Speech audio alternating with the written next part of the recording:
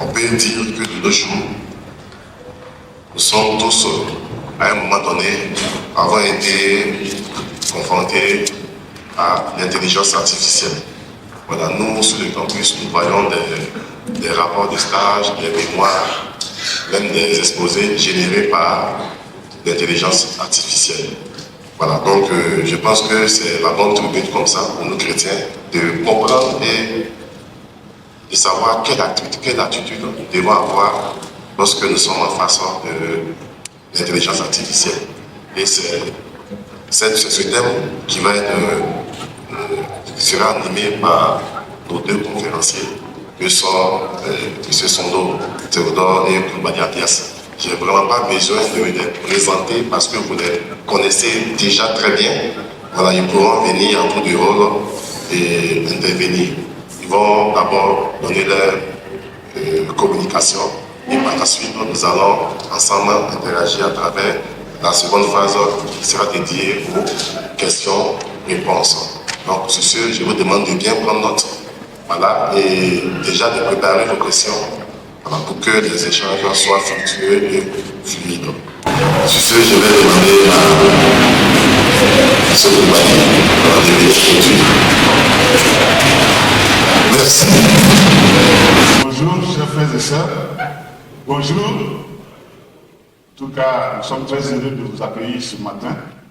Et nous remercions encore le comité du district et tous nos pasteurs, nos responsables, de nous avoir donné cette tribune pour pouvoir partager, de discuter sur ce sujet, quand même qui est un sujet, c'est vrai, d'actualité, un sujet, on peut dire, un peu complexe à première vue, mais nous allons essayer en tout cas, dans ces quelques instants que nous allons passer ensemble, essayer de simplifier, pas aller bien sûr dans la très très haute technique, mais parler en tout cas de l'emprise et de ce que nous pouvons voir là-dedans. Alors, effectivement,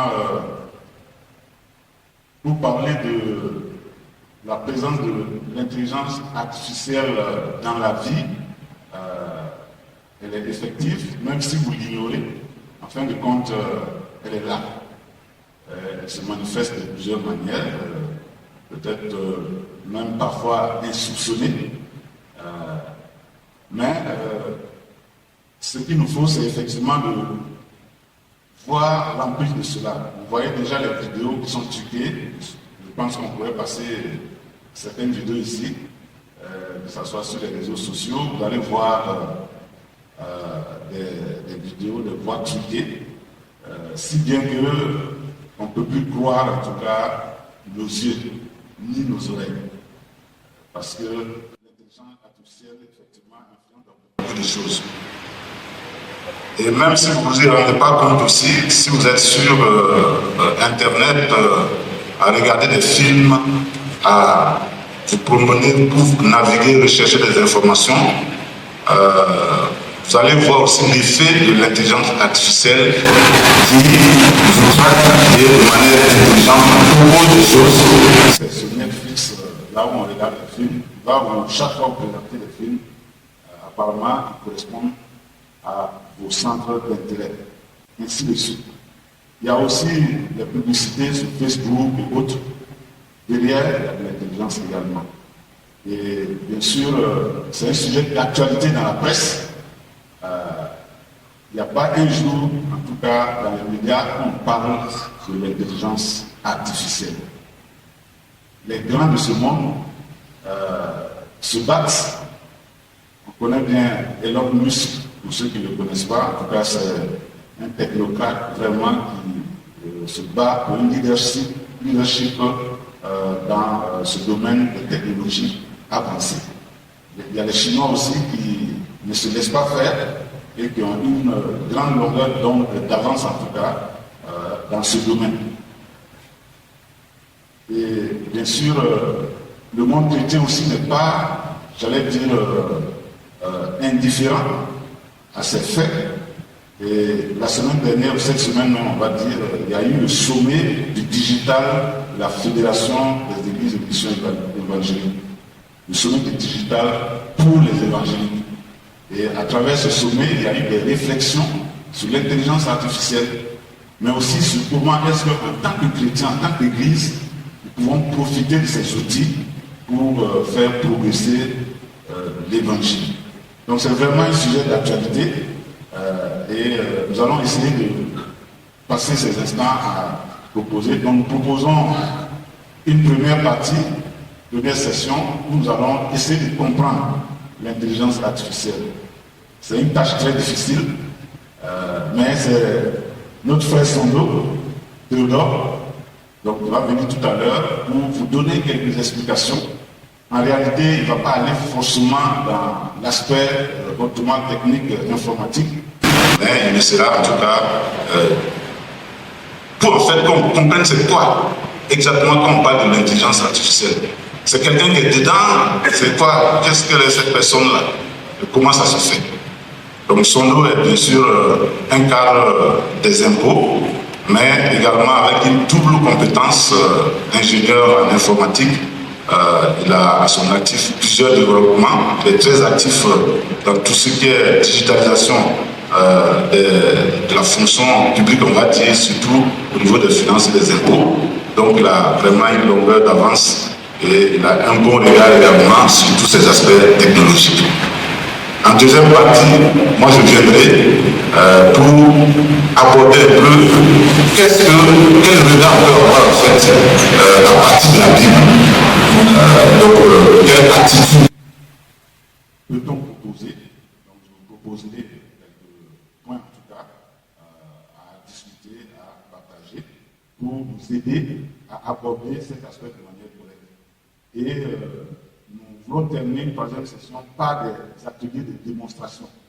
Parce qu'en fin de compte, il faut toucher un peu pour voir réellement ce que l'IA peut faire. Entre-temps, nous allons avoir les questions et les contributions pour faire avancer vraiment ce sujet pour la bonne compréhension. Donc, sur ce, je voudrais vraiment vous souhaiter une très bonne écoute. Je vais inviter notre frère Sondo donc à me rejoindre pour pouvoir aborder cette première session, comprendre l'intelligence artificielle.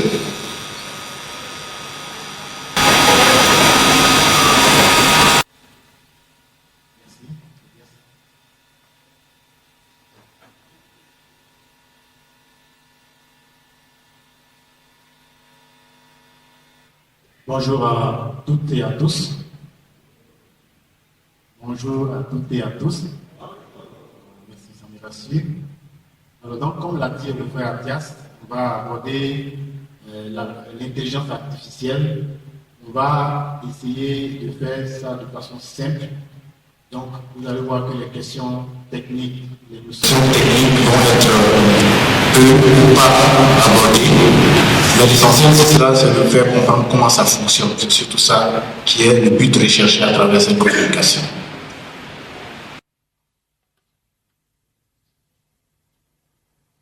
Alors, on va commencer par les citations. Alors, l'intelligence artificielle n'est pas une menace pour l'humanité, mais une opportunité pour nous. Là, c'est Bill Gates qui le dit. Donc, pour lui, l'intelligence artificielle est une opportunité. Lui voit dans cela quelque chose de bon. Alors, Elon Musk lui dit que l'intelligence artificielle va détruire l'humanité si elle a un objectif et que l'humanité est en travers de son chemin, elle nous éliminera sans malice. Donc, pour Elon Musk, l'intelligence artificielle est là, si on ne s'adapte pas, c'est elle qui va nous faire. Alors, Stephen Hawking lui dit que le développement de l'IA complète pourrait signifier la fin de notre race humaine. Donc, elle s'améliorera de manière autonome à un rythme croissant. Les humains limités par l'évolution biologique lente ne pourraient pas concurrencer et seraient dépassés. Donc lui, il voit plus loin. Pour lui, si l'IA continue, nous les hommes, on sera à la marge et c'est lui qui va prendre la main.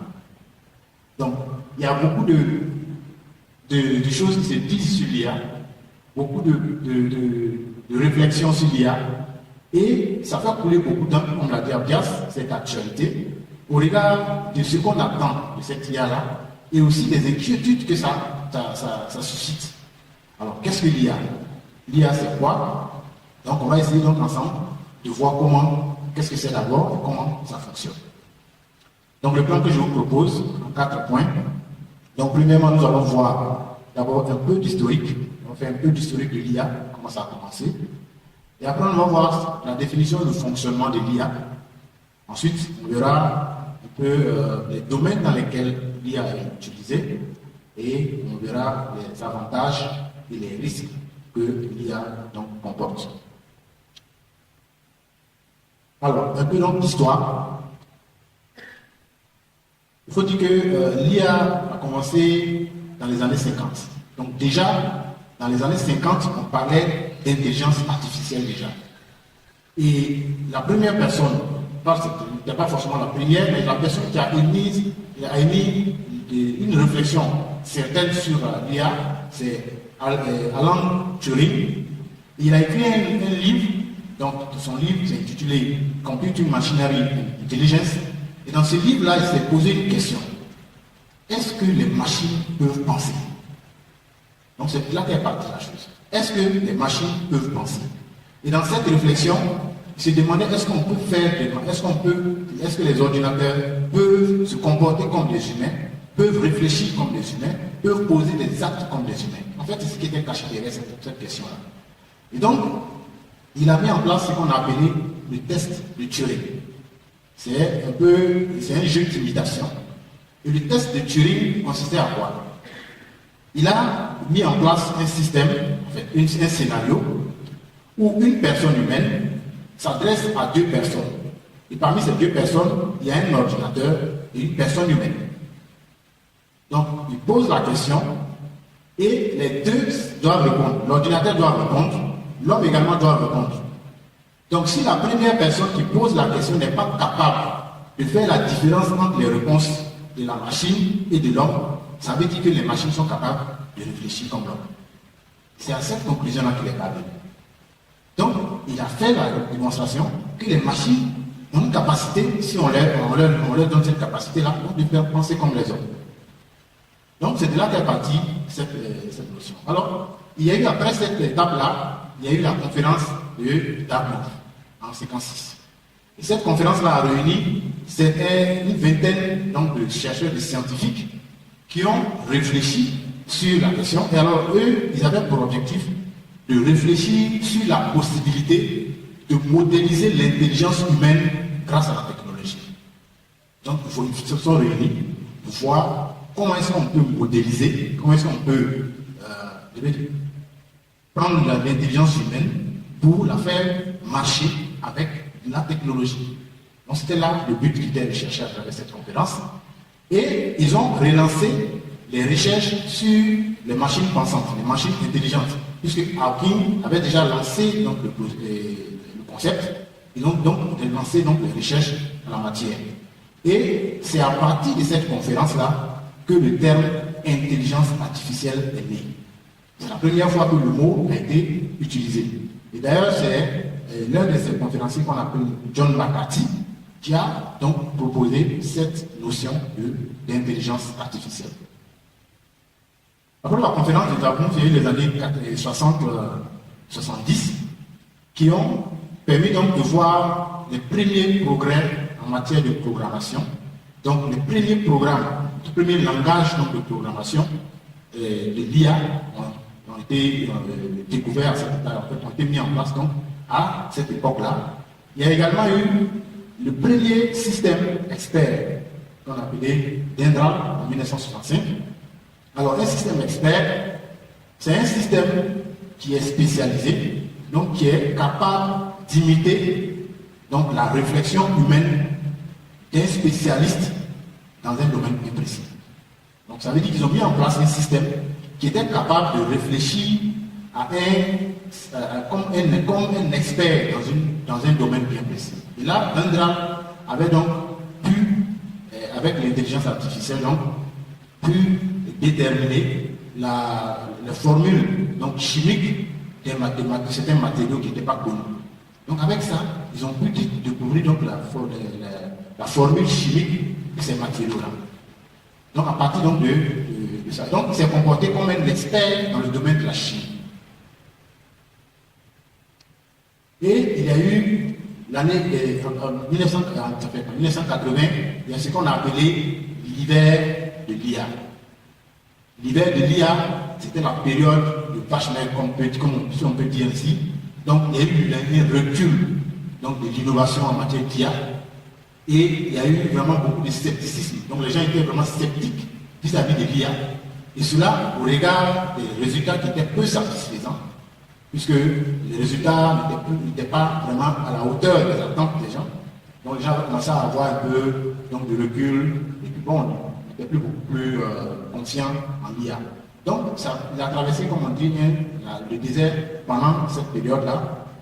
Et 90-2000, il y a eu un regain, donc le retour de l'IA. Et le retour de l'IA dans cette période-là a été marqué par un événement, un fait majeur, qui est avec IBM, donc, qui a mis en place un système qui jouait à l'échec. Donc un système qui joue à l'échec, qui fait des jeux d'échecs. Et ce système-là a été capable de battre le champion du monde d'échecs. Donc le 11 mai 1997. Donc une machine qui a battu un expert, un champion du monde d'échecs. Donc c'était un fait majeur qui a fait donc un boom, qui a fait un retour, donc encore la confiance en l'IA. Et depuis 2000 à aujourd'hui, on a eu en 2000 l'essor de l'Internet. Donc à partir de 2000, l'Internet a pris de l'ampleur, commencé à être démocratisé, commencé à être accessible par plusieurs, par tous. Donc avec ça, il y a eu encore un autre regain donc, dans les choses. Et à partir de 2010, les smartphones ont commencé à être divulgués, à être vulgarisés. Et donc, Internet, qui était au départ accessible seulement par ordinateur et par ordinateur portable, par ordinateur de bureau, à partir de 2010, avec l'expansion des smartphones et tout ça, on pouvait accéder à Internet à la maison et n'importe où. Et donc, tout ça, ça a créé quoi? Un boom donc, de données. Les données ont commencé à produire des données. Parce que quand vous manipulez votre téléphone, quand vous prenez une photo, c'est une donnée que vous créez. Quand vous entrez des informations dans votre téléphone, c'est des données que vous créez. Donc, avec toutes ces connexions à Internet, avec tous les réseaux sociaux qui sont nés aussi avec l'expansion des smartphones, il y a eu une grande quantité de données qui ont commencé à être produites. Et les experts disent même que la quantité moyenne de données produites par jour constitue environ 328 milliards de gigaoctets. Bon, pour ceux qui comprennent en tout cas l'informatique, c'est que c'est vraiment important comme données par jour qui sont produites. Et toutes ces données-là ont donc favorisé l'essor encore de l'IA, parce que l'IA, on va le voir, se nourrit de données. Donc ça a encore donné un regain à l'IA qui a permis de développer donc d'autres expertises, de perfectionner donc l'IA dans ce domaine-là. Et aujourd'hui, il y a dans notre quotidien, chacun de nous ici a peut-être un smartphone, il y a forcément une IA sur ce téléphone-là. Donc, l'IA est dans tout notre quotidien aujourd'hui, depuis lors. Alors, qu'est-ce que c'est que l'IA? Et comment ça fonctionne? Alors, il y a John McCarthy, donc l'un des pères donc, de l'intelligence artificielle, qui dit que l'intelligence artificielle est la science et l'ingénierie de la fabrication de machines intelligentes. Donc pour lui, l'intelligence artificielle, c'est la fabrication de machines intelligentes. Machines qui sont capables de réfléchir, donc de faire des choses complexes. Et IBM définit l'intelligence artificielle comme une technologie qui utilise des algorithmes avancés et des modèles de données pour simuler l'intelligence humaine. Donc, toujours, tout cela cherche à simuler l'intelligence humaine. Donc, c'est des algorithmes qu'ils mettent en place. Pour lui, c'est des algorithmes, c'est comme une recette de cuisine. Il va dire comment est-ce qu'on doit faire pour pouvoir avoir notre gâteau, par exemple. Donc, l'algorithme, c'est ça, c'est une suite de données, une suite d'instructions qui permet d'avoir un résultat. Donc, pour lui, c'est ça, c'est les suites d'instructions qui vont permettre donc de simuler l'intelligence humaine. Donc, on peut retenir que l'intelligence artificielle désigne la capacité des machines à imiter, j'insiste sur le mot imiter, des fonctions cognitives humaines, telles que l'apprentissage, le raisonnement, la résolution des problèmes, la perception et même la compréhension du langage naturel. Donc, l'IA imite, cherche à imiter l'homme, cherche à penser comme l'homme. L'IA cherche à apprendre comme l'homme, cherche à réfléchir comme l'homme. Donc, l'IA, c'est un outil. Il faut comprendre que l'IA, c'est un outil qui utilise des technologies pour résoudre des problèmes complexes. Des problèmes que l'être humain n'aurait pas pu résoudre en un laps de temps. L'homme va le faire, certes, il va falloir beaucoup de temps pour le faire, mais avec l'IA, ça va plus vite, c'est simplement ça. Alors, qu'est-ce que l'IA n'est pas? Il faut comprendre que l'IA n'est pas un homme, ce n'est pas une personne. Pour ceux qui ont déjà utilisé des outils d'IA, si vous échangez avec l'IA, en fait, quand il dit échanger, quand vous faites des conversations avec des messages avec l'IA, vous avez parfois l'impression que vous pensez parler à un homme. En fait, ce n'est pas un homme. Ces réponses-là donnent l'impression que c'est un homme, mais ce n'est pas un homme qui est derrière. L'IA peut se tromper. C'est vrai, il y a des algorithmes puissants qui permettent de définir, de donner des résultats assez précis. Il peut aussi se tromper. Parce que s'il y a un problème dans le modèle de l'IA, il peut donner des résultats faux. L'IA n'a pas d'opinion, l'IA n'a pas de sentiment. Ce n'est pas un homme, donc. Il peut vous donner des réponses, il peut vous permettre de faire certaines choses, mais il n'a pas de sentiment. Ce n'est pas un homme, c'est une machine. Il fait des choses, des instructions qu'il a reçues et puis il avance, c'est tout. Alors, comment ça fonctionne? Donc, tout comme l'intelligence humaine, donc l'intelligence humaine aussi, et l'intelligence artificielle fonctionne aussi sur ce qu'on appelle donc des réseaux de neurones. Alors, le cerveau humain, ce qui doit avoir des spécialistes en la matière, le cerveau humain est composé donc de neurones. Et ces neurones-là sont interconnectés entre eux par ce qu'on appelle les synapses.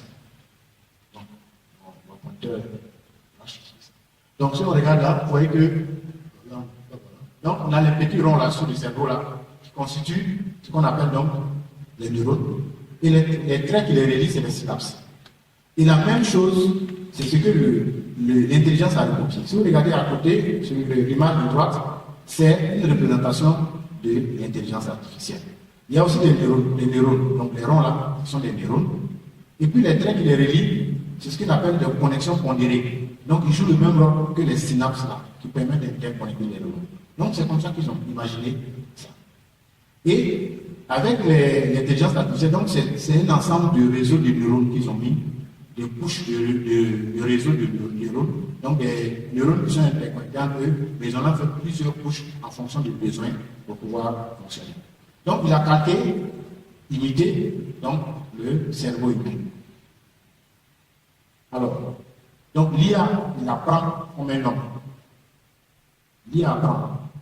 Donc, pour faire ce que l'IA fait aujourd'hui avec ce qu'on a comme outil, il y a eu un apprentissage.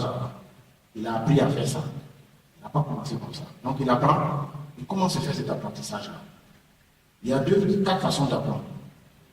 Il y a ce qu'on appelle l'apprentissage supervisé, l'apprentissage non supervisé, l'apprentissage semi-supervisé et le par renforcement. On va voir seulement les deux premiers cas-là pour vous montrer comment ça fonctionne de façon basique.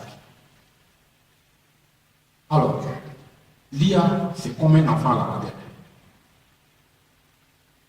C'est comme un enfant à la maternelle. L'IA, c'est comme ça. Donc, je vous pose la question. Si vous voulez apprendre à un enfant à reconnaître un fruit, comment vous faites? Si vous voulez apprendre à un enfant à reconnaître un fruit, qu'est-ce que vous faites? Oui, vous voyez oui. On lui présente le fruit, on appelle son nom, on répète encore le fruit. Et qui veut donner autre chose à lui dire? Oui, madame, vous avez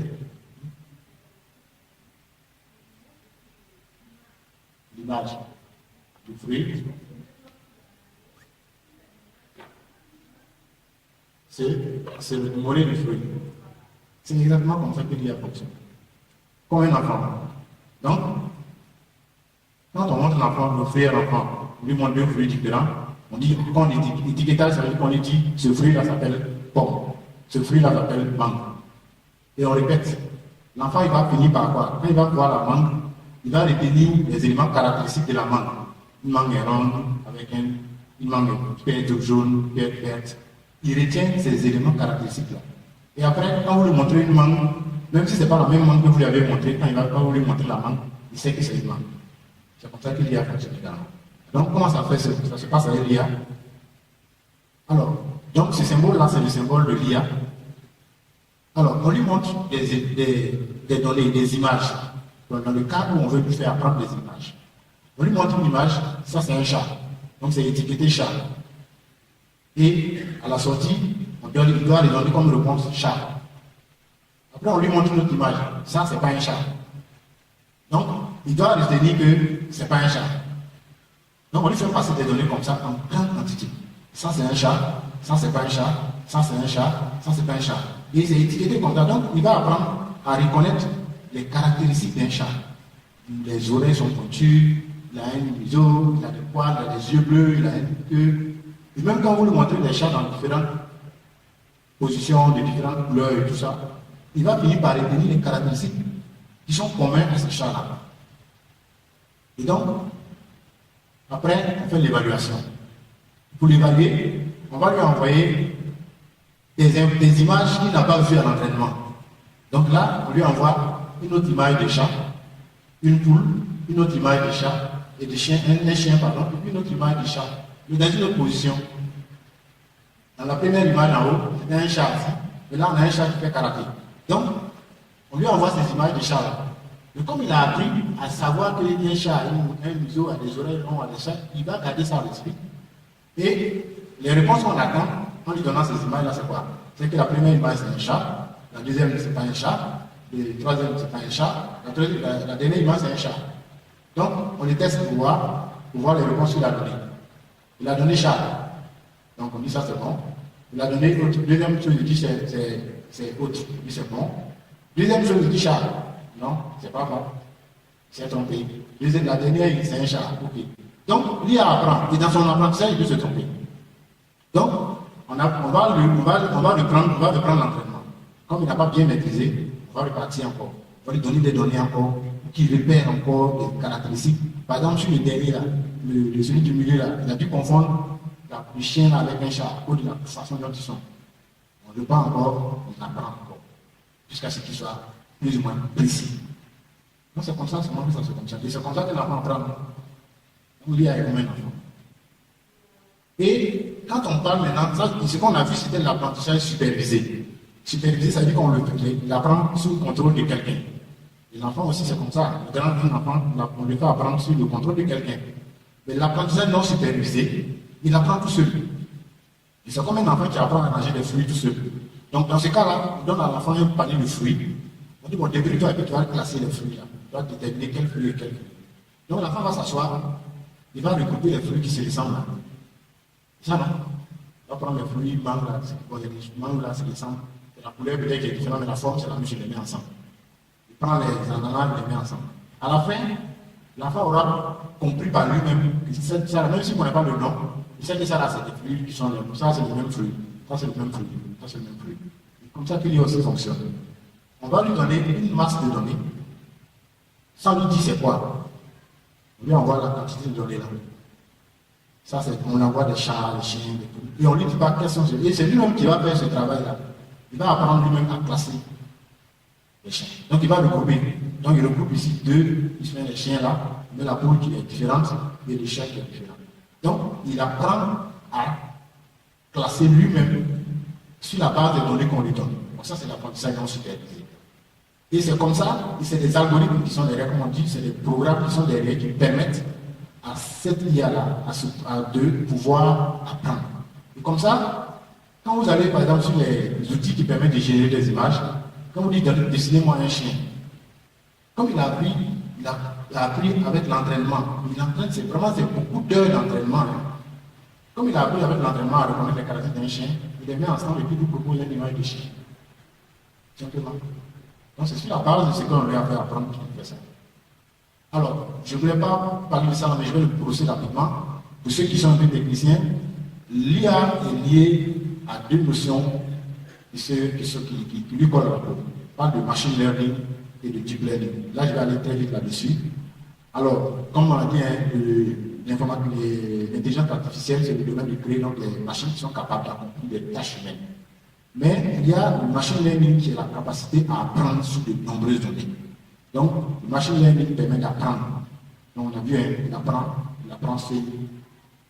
Et le deep learning, c'est un apprentissage profond. Ça veut dire, il va apprendre et il va s'interconnecter avec tout le système pour pouvoir maîtriser, pouvoir avoir plus de précision dans ses résultats. C'est simplement ça. Et donc, le deep learning, j'ai parlé de couches. Pour le deep learning, par exemple, lui, il va avoir plusieurs couches. Donc, les couches là, ça peut être donc des couches de neurones, puis aller prendre d'autres informations avec d'autres ordinateurs pour renforcer donc son entraînement pour pouvoir être plus précis. Alors, les types d'IA. Maintenant, 3 types. Alors, il y a l'IA dite faible. L'IA faible, c'est l'IA qui n'est pas capable de réfléchir, qui n'est pas capable de penser, qui n'a pas de fonction cognitive, qui n'est pas comme un homme. Mais il est capable de faire des choses.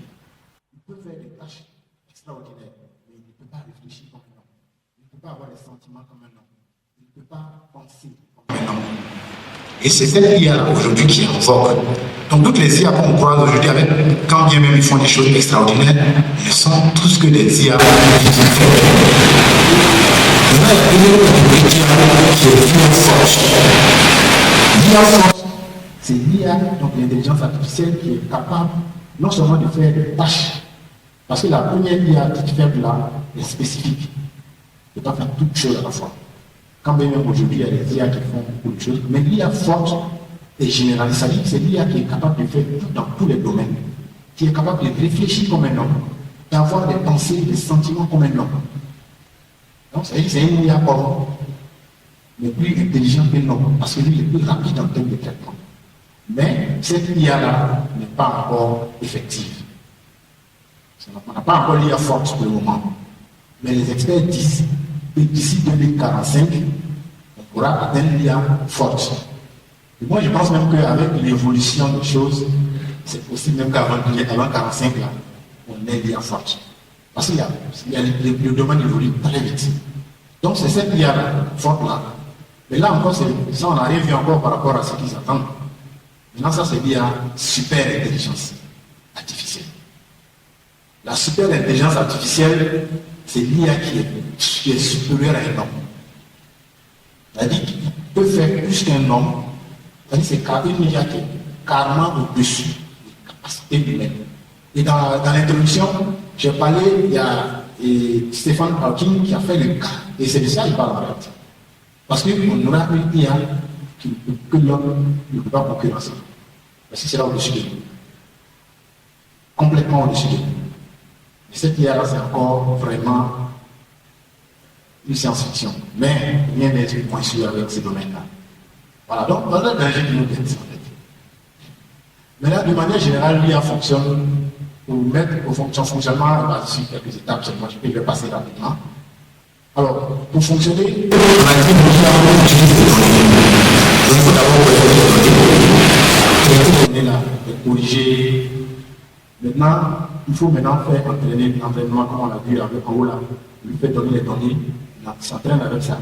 Une fois qu'il a fini de s'entraîner, on regarde, on ajuste. C'est trompé ici, on corrige jusqu'à ce que ce soit précis.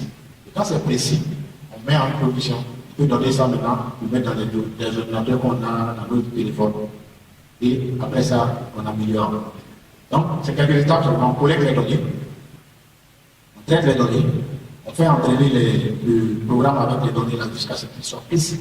Et quand c'est bon, on peut mettre ça sur les machines, sur les téléphones, et puis voilà, les gens commencent à utiliser. Et quand les gens commencent à utiliser, il y a des retours. corrige et puis on ramène encore. Donc c'est un peu ça. Donc quand on fait les mises à jour souvent les outils là, c'est un peu de corriger ces choses comme ça. Et maintenant, la collecte des données est pour. La collecte des données c'est fait pour ça. Parce qu'il y a beaucoup de données. S'il n'y a pas de données, il y a une part qui n'existe pas. Ou même si elle existe, elle n'est vraiment pas très efficace. S'il y a des données aussi, il faut que ces données-là soient des données de qualité. Sinon, l'IA va fonctionner de façon anormale.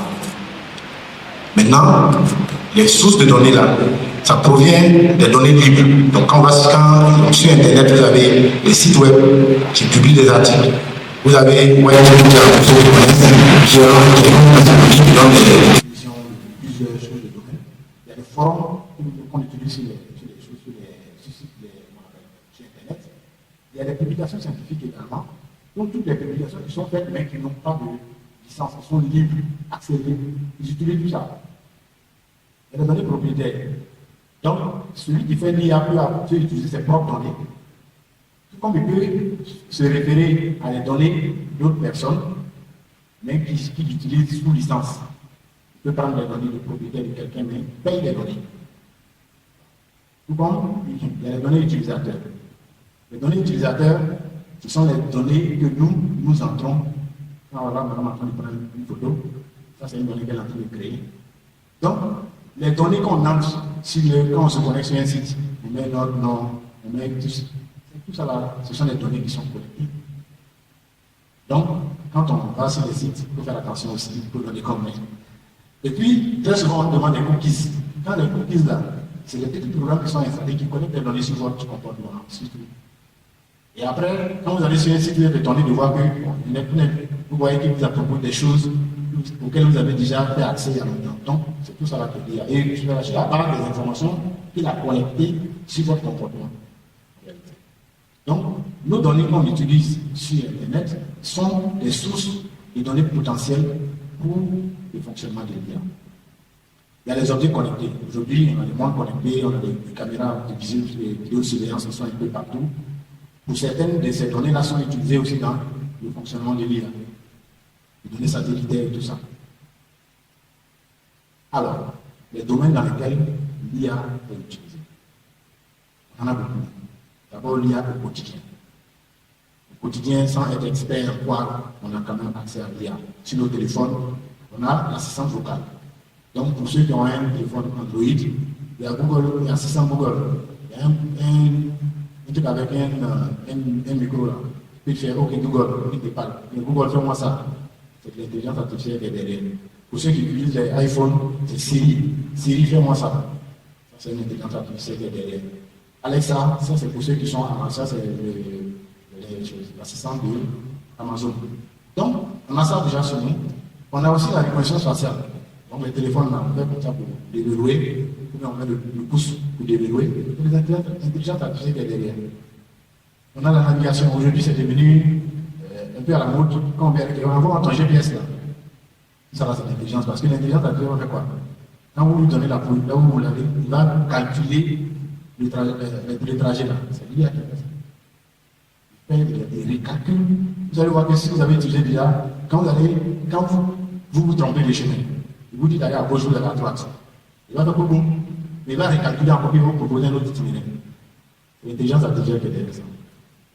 Correction automatique. Quand on saisit sur le téléphone, quand on commence un mot, il envoie la suite. Ou bien quand on corrige, on commence à saisir un mot qui est semblant, on vous donne déjà une proposition de mots. Et souvent on se trompe même pour envoyer des mots qui n'ont rien à voir avec ce qu'on voulait taper. Correction, donc c'est ça l'IA. Donc il y a aussi des mails qui permettent de gérer les mails et regrouper par type, par cela. Donc c'est l'intelligence artificielle qui permet de faire ça. Aujourd'hui, beaucoup de personnes portent des montres connectées. Vous voyez votre cœur qui passe sur votre téléphone, sur votre montre. L'intelligence artificielle. Vous voyez, vous avez marché, et puis après il a compté que vous avez fait 10 km, 2000 pas, intelligence artificielle. Et puis quand vous allez sur les sites, par exemple pour ceux qui font les sites en ligne, les achats en ligne, vous allez une seule fois sur un site Amazon, quand vous revenez la prochaine fois, tout ce que vous avez parcouru comme article là, il va aller chercher les articles similaires, et puis la prochaine fois que vous vous connectez, vous allez voir qu'il vous a proposé les articles dans le même ordre d'idée. Parce qu'il a capté tout ce que vous avez fait là. Et sur la base de votre fréquence aussi, il peut vous considérer comme un client fidèle.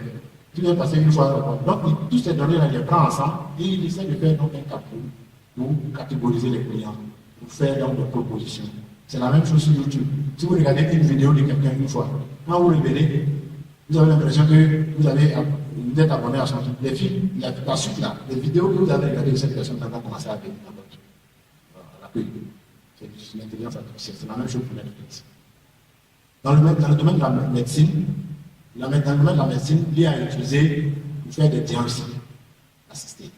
Donc, avec l'IA, on peut détecter des anomalies. Des anomalies qui sont invisibles à l'œil nu. Donc, avec les radios qui sont faites, on peut analyser les images et puis détecter les anomalies qu'il y a sur les anomalies, les potentiels problèmes qu'il y a, donc, et puis faire des propositions. Il peut également proposer donc, des traitements adaptés, personnalisés, en fonction des résultats qui sont traités là.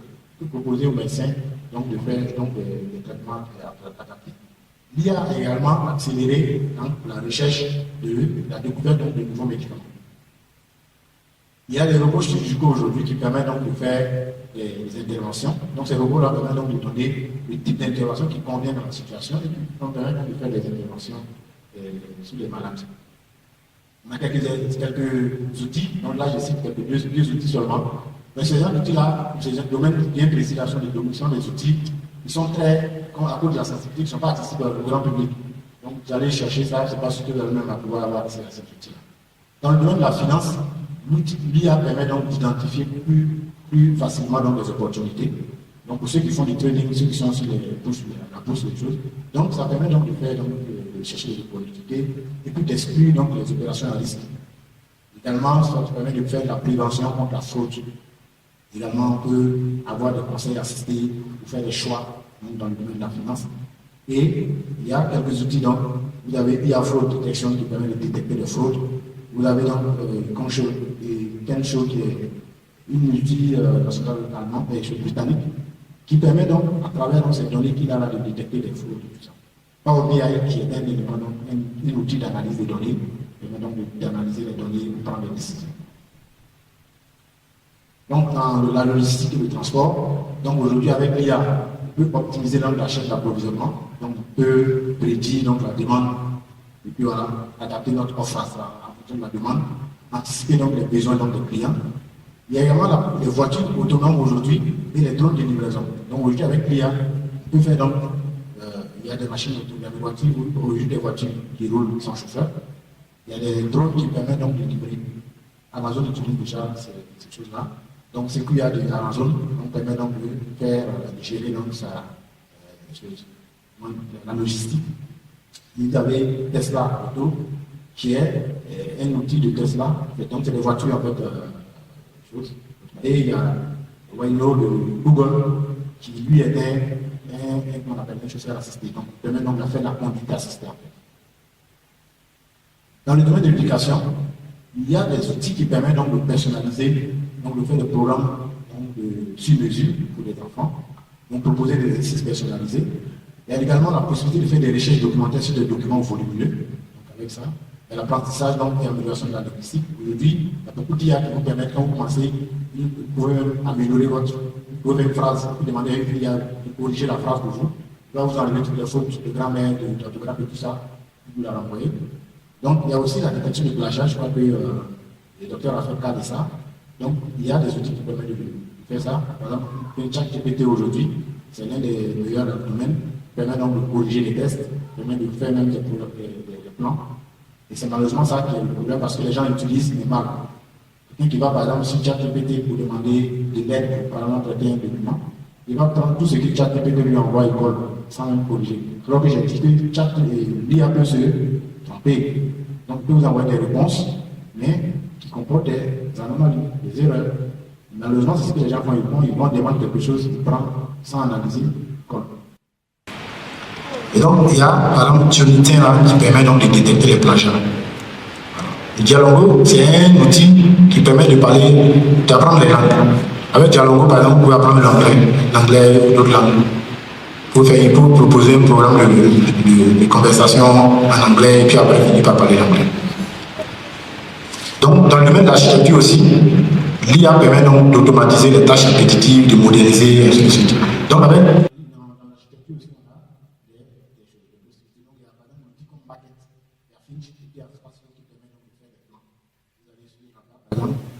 avec un profane, si vous allez sur Market, vous pouvez lui demander de vous faire le plan d'une maison de 2 chambres, 3 chambres, il va vous faire sortir le plan, sans être expert en architecture. Il y a dans le domaine de la musique, on peut composer de la musique avec l'IA, sans être un expert en musique, sans connaître d'eau, ré, mi, fa. Il y a sono et puis musique qui se passe de permettre.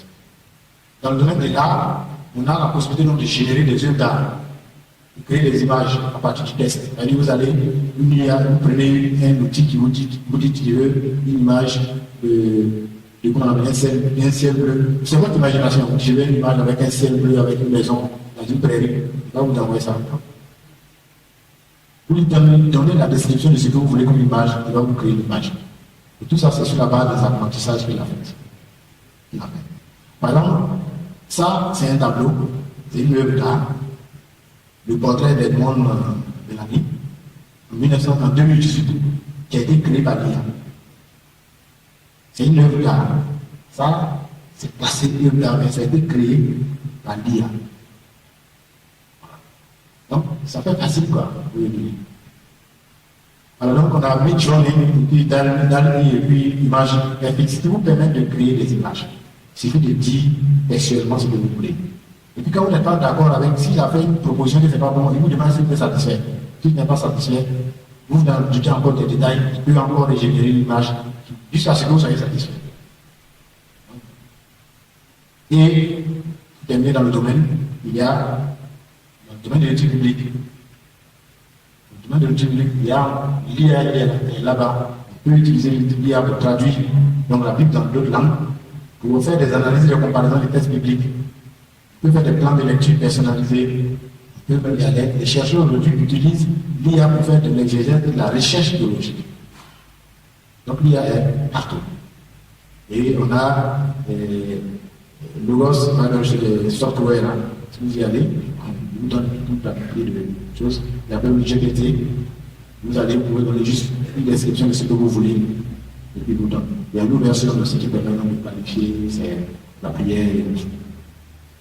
Alors, quelques outils les plus connus. Donc, pour ceux qui ont déjà l'habitude d'utiliser l'IA, il y a quelques outils les plus connus. Aujourd'hui, on a ChatGPT qui fait parler de lui un peu partout, même sans être un expert. Quelqu'un d'entre nous a déjà entendu parler de ChatGPT quelque part. Donc, ChatGPT, aujourd'hui, c'est l'un des outils qui est beaucoup plus chose. Il y a Claude aussi, il y a DeepSeek. Ça, c'est de l'IA chinoise qui est en train de bousculer aussi le marché. Voilà, il y a Microsoft Copilot. Donc, pour ceux qui utilisent Microsoft, depuis la version Windows 11, ils ont intégré Copilot, qui est un outil intégré que vous pouvez utiliser. C'est avec la conversation, et puis vous avez donc ce que vous voulez. Il y a Grok, qui est l'IA de X de. Comment s'appelle là? Celui de Tesla. J'ai oublié son nom. Elon Musk, voilà, Elon Musk. Et puis il y a Gemini. Gemini, ça c'est l'outil IA de Google. Donc aujourd'hui, avant on faisait des recherches sur Google. Et souvent les recherches ne sont pas précises. Mais si vous allez sur Gemini, il va vous donner des réponses beaucoup plus précises. Et vous pouvez encore personnaliser les réponses que vous voulez. Donc ce sont quelques outils qui sont utilisés dans le domaine de l'IA aujourd'hui. C'est quelques outils, ça c'est vraiment rien par rapport à ce qu'il y a sur je veux dire, la plateforme.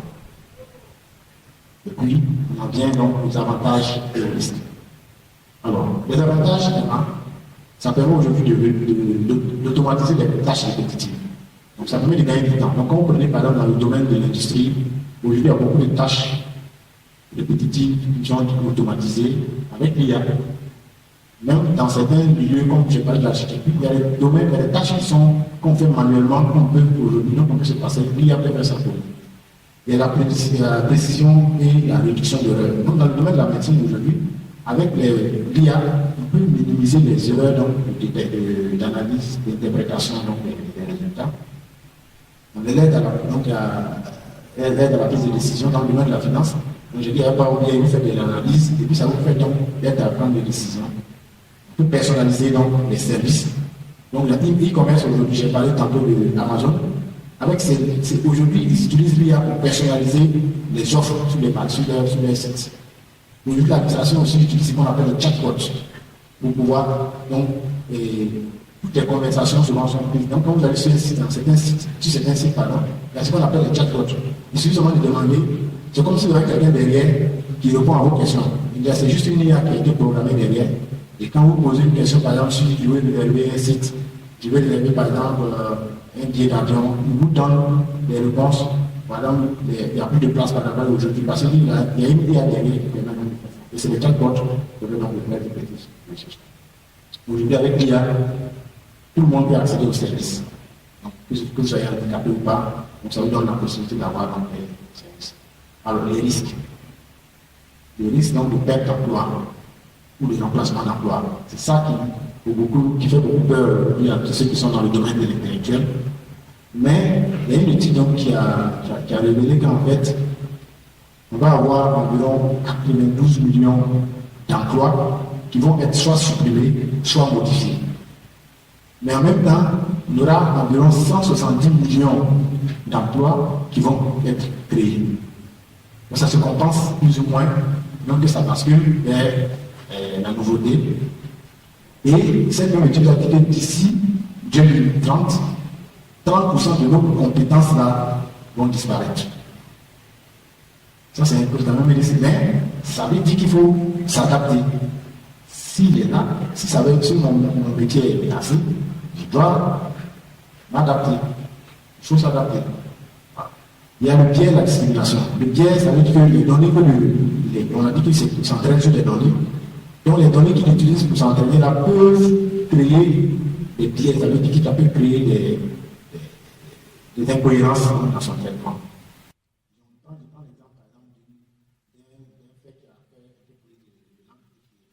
Amazon avait un outil de recrutement, une IA qui permet de faire le recrutement. Donc ils analysaient les CV des candidats et puis automatiquement ils pouvaient donc faire donc, retenir les candidats. Mais je trouve que dans le modèle donc, de ce gars, comme l'IA s'était entraîné sur beaucoup de données, où il avait considéré beaucoup plus les CV des hommes avec beaucoup plus, donc les CV des hommes avaient plus de priorité dans son entraînement. Au regard on l'a mis, on commençait à l'utiliser, systématiquement les femmes là, il les éliminait quoi. Donc, comme il s'est entraîné beaucoup sur les données où il y avait beaucoup plus de positivité sur les hommes, alors en réalité, là, il commençait à éliminer les femmes. Les femmes qui avaient même plus de compétences que les hommes dans certains. Donc ça a fait du bruit. Ils ont dû retirer leur IA. Donc ça c'est par exemple des risques que ça peut même créer aussi des questions de discrimination. J'ai vu aussi un autre cas où, par exemple, dans un hôpital aux États-Unis, ils utilisent l'IA par exemple pour classer les patients en fonction de leur urgence. Quand vous venez, l'IA voit si ça c'est un cas urgent, c'est pas un cas urgent. Mais en fait, le modèle qui est derrière, c'est que son cas urgent, il regarde si la personne a la capacité de prendre en charge en fait. Et comme il fait l'analyse sur un nombre de données, sur un historique de capacité de choses, il nous met en termes de choses, il fait moins de choses. Donc, son entraînement a fait que les noirs étaient discriminés. Donc, on peut avoir des cas de gens noirs qui n'ont pas pu en prendre par rapport à la cas de. Donc, c'est des cas comme ça de biais parce que son entraînement a été fait sur les données biaisées également. Il y a la désinformation.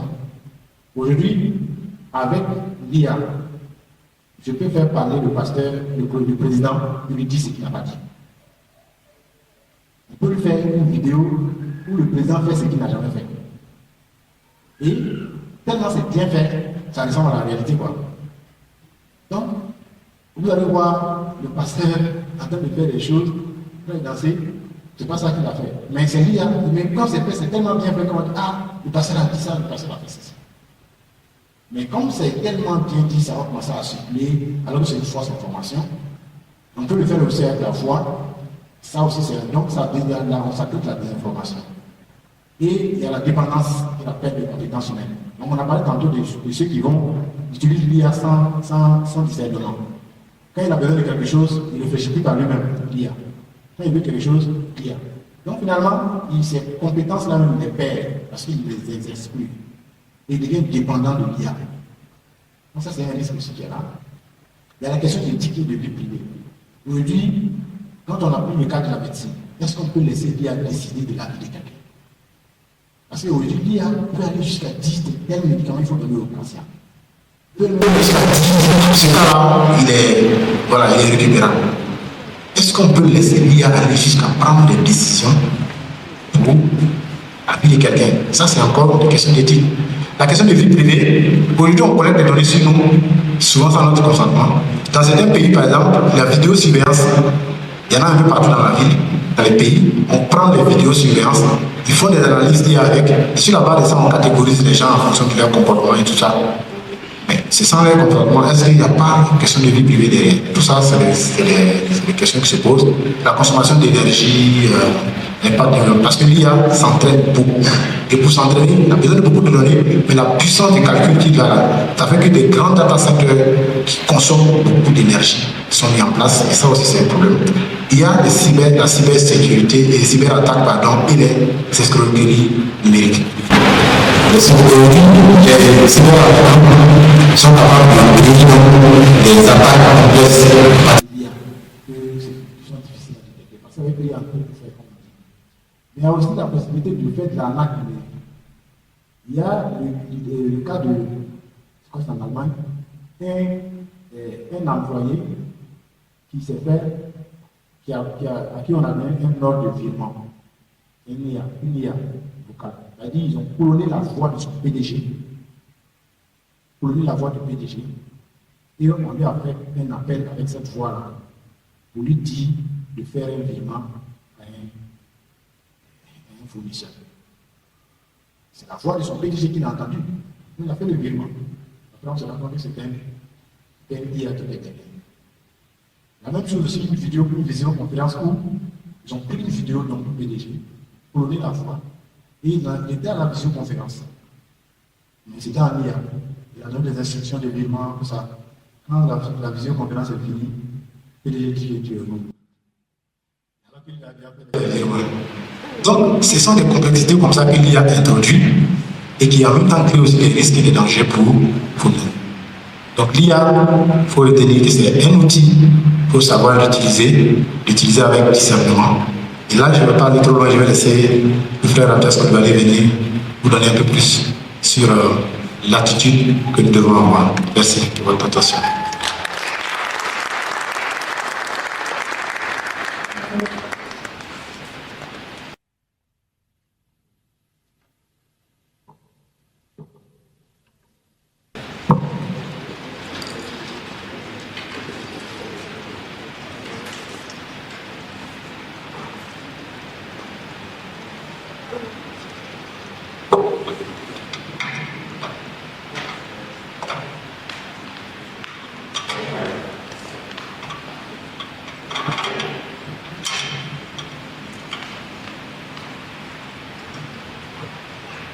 Allô? Non, je suis un homme de Dieu, c'est pas une IA.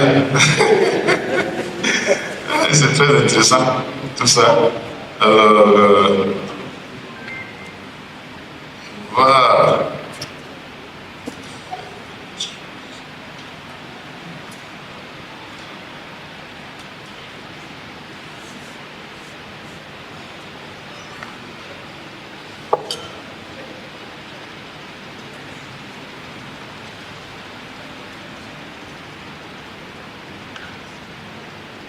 Ça donne.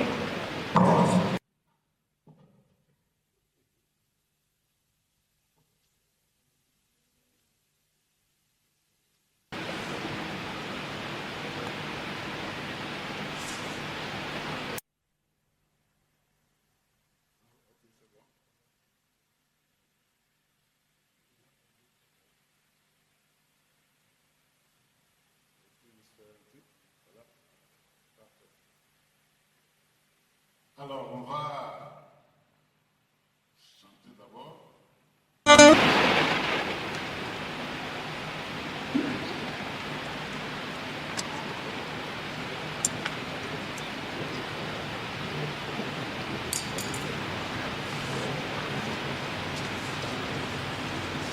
Matata, que estaba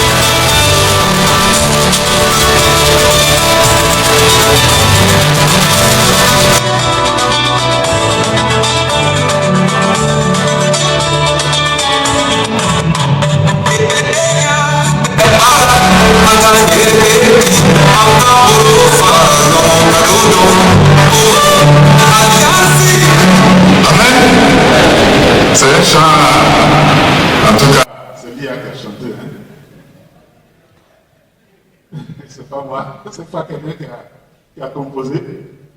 J'ai demandé à Lia de chanter, j'ai décrit un peu, j'ai fait un peu, et voilà ce que ça a donné.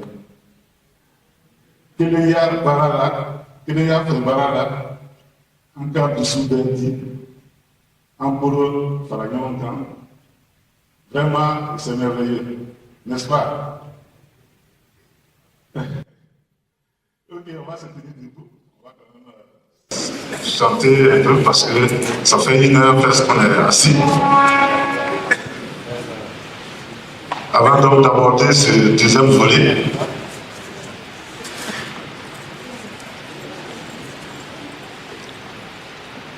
un chant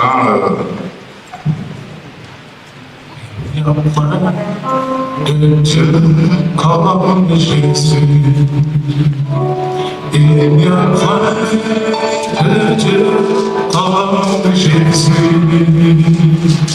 Il n'y a point de Dieu comme Jésus. Il n'y a point de Dieu comme Jésus. Il n'y a point de Dieu comme Jésus. Il n'y a point.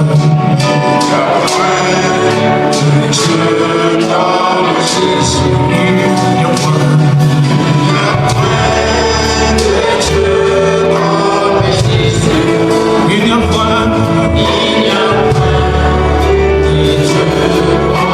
comme Jésus. Oh oui,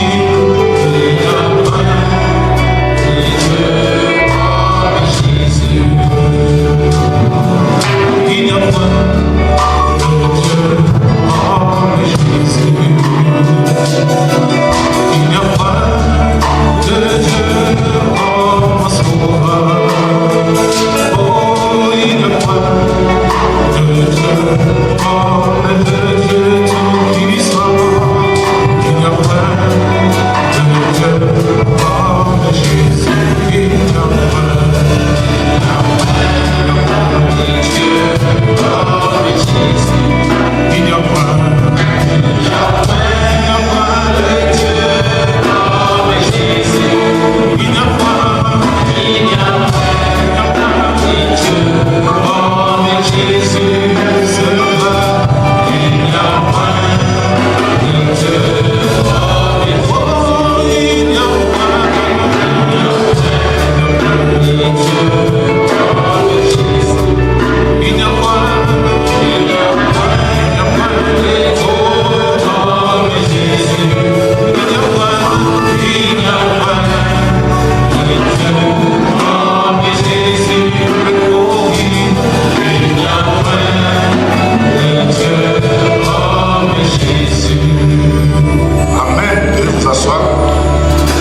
Effectivement, il n'y a point de Dieu comme Jésus. Alors, notre frère Sondo nous a présenté vraiment de manière très claire ce que lui a fait, ce que c'est, et avec un peu de technicité quand même, c'est pas évident. Mais comme il y a des experts ici, je comprends pourquoi il a aussi ajouté cela un peu. Maintenant, nous allons voir, en fait, d'un point de vue un peu plus biblique ou philosophique aussi, quelle est la bonne attitude aujourd'hui en tout cas, à présenter face à l'intelligence artificielle. Donc, nous allons le parcourir en quelques slides. Ça va être un peu en image de goût pour simplifier. Et après, nous allons aller vers quelques petites démonstrations et des questions. Ou des questions avant les démonstrations. Donc, déjà dit que nous avons des experts ici. Nous avons le colonel Abouba, qui est vraiment un aîné dans la technologie. Et quand on parle de l'IA, en fait, c'est une question de technologie seulement. Et c'est pour ça que je vais introduire en parlant de technologie. La technologie, quel est le regard de Dieu sur la technologie? Je disais qu'avec mon aîné colonel Aouba, on a quand même vu défiler beaucoup de technologies. En informatique, même dans la technologie aussi de l'automatisation et autres, vraiment ça a évolué de manière très fulgurante. Je me rappelle quand j'allais à l'université, on avait une salle d'ordinateur, c'était une grande maison. Et dans cette maison-là, il y avait c'était comme des machines, mais c'était l'ordinateur, et avec des cartes, comme mémoire, c'était des grandes cartes comme ça, avec des trous dedans, perforés, qu'on allait introduire. Et vous savez, la capacité de ces machines-là, de cet ordinateur, c'était à peine 10 kilos. 10 kilos. Aujourd'hui, on a des gigas, c'était à 8 kilos. C'était à peine, et ça c'était extraordinaire, déjà en son temps. Mais en l'espace de très peu de temps, aujourd'hui, on arrive à avoir dans notre téléphone-là, vraiment une immensité de technologie. Donc, l'IA, c'est une question de technologie. C'est pourquoi je voudrais aborder, si vous voulez bien, en tout cas ce thème-là, en parlant d'abord de la technologie. Et on va parcourir un peu la Bible pour voir quel est le regard de Dieu sur la technologie et ainsi de suite. En tout cas, je vais suggérer des réflexions que vous pourrez en tout cas analyser pour adopter la bonne attitude face à l'IA. Donc, depuis le commencement déjà dans Genèse, et on voit déjà là la question de la technologie. Pourquoi? Parce que dans Genèse 1,28, Dieu a donné ce qu'on appelle ce mandat universel, ce mandat à l'homme de dominer, de se multiplier, mais surtout de dominer, de gérer, de maîtriser la terre, de l'assujettir. Et cet ordre-là, c'était déjà quelque chose qui initiait la technologie en l'homme. Et il dit que Dieu a placé son image en l'homme. Il a fait l'homme, faisant l'homme comme nous. Donc déjà, Dieu a mis quelque chose en l'homme, qui est cette créativité.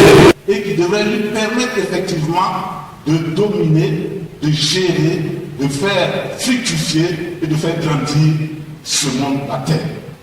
Bien sûr, il y a eu la perversion qui a fait que maintenant ces choses aussi, il y a beaucoup de mauvaises choses. Sinon, dès le départ, l'homme déjà était prédisposé à la technologie. Alors, qu'est-ce qu'on voit? Le premier à faire la technologie, c'est Caïn.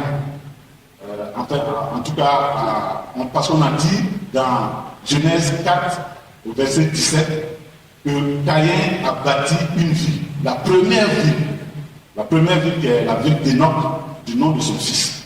Et vous savez qu'une ville, pour la bâtir, il y a beaucoup de technologies qui rentrent en compte dedans. Il y a beaucoup de technologies.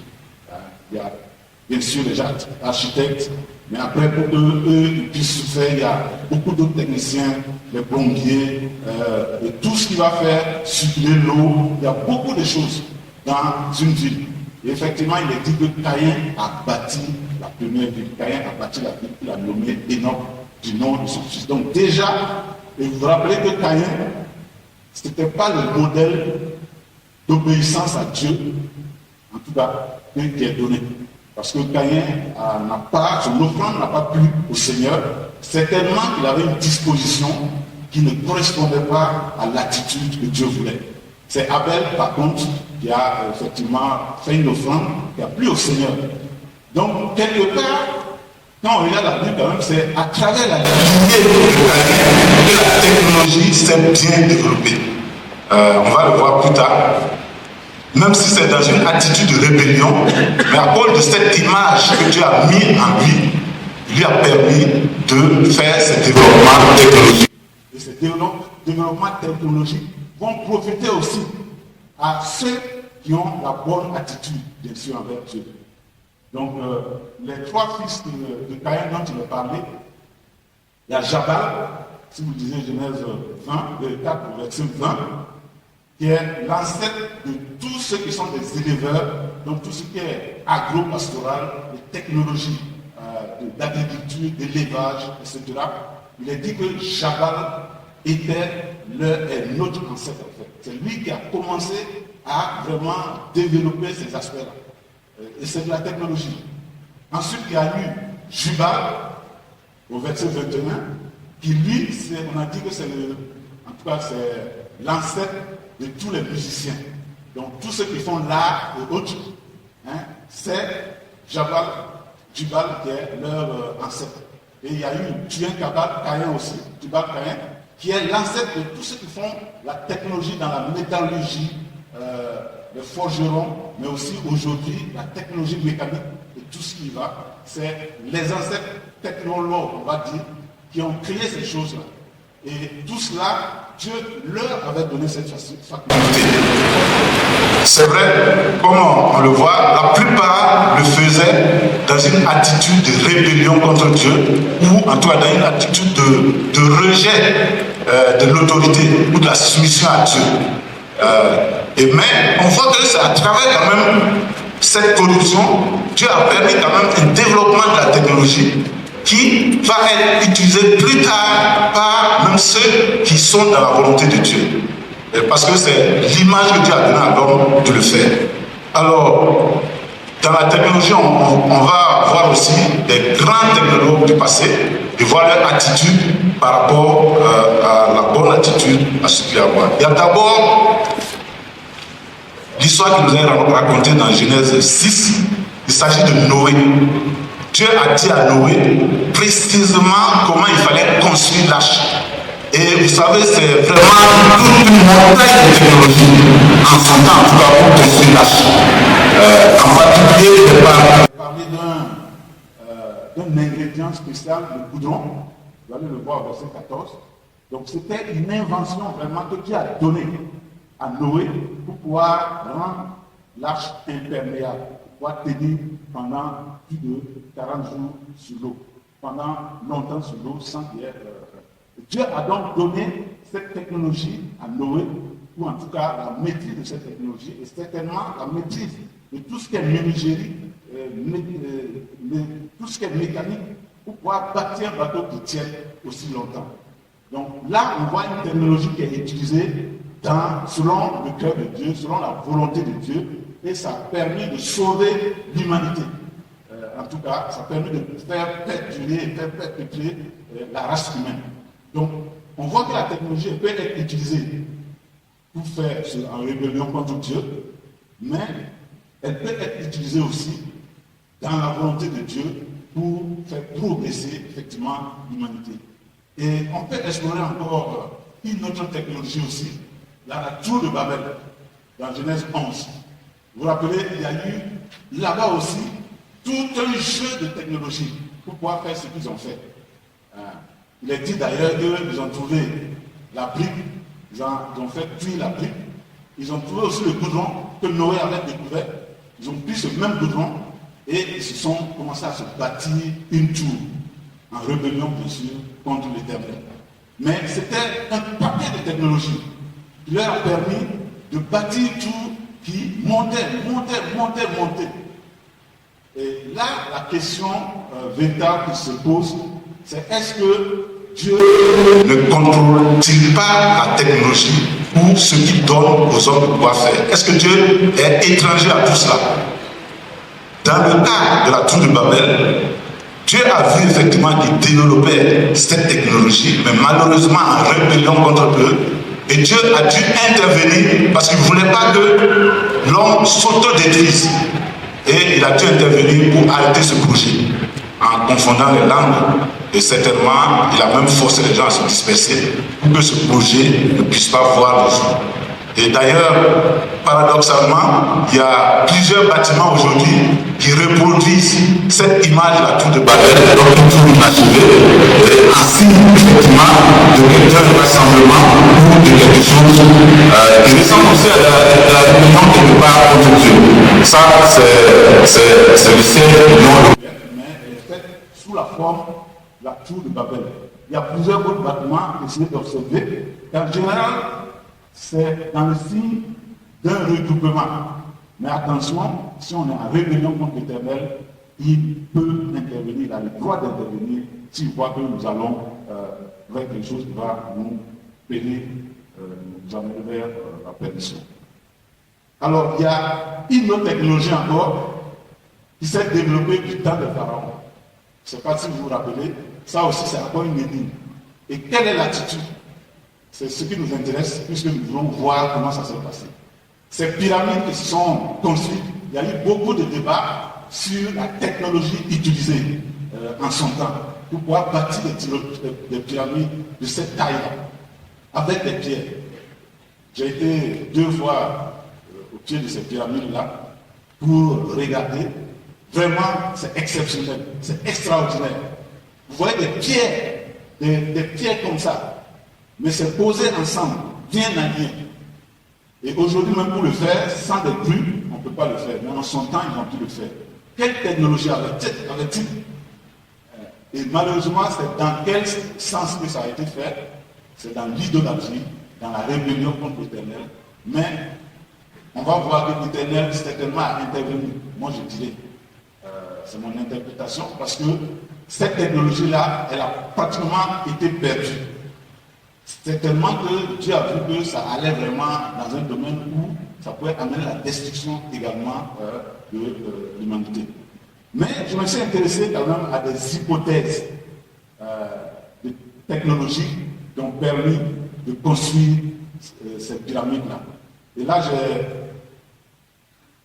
j'ai lu les travaux d'un scientifique que je vais vous présenter tout à l'heure. Mais voyons d'abord ce qui est extraordinaire.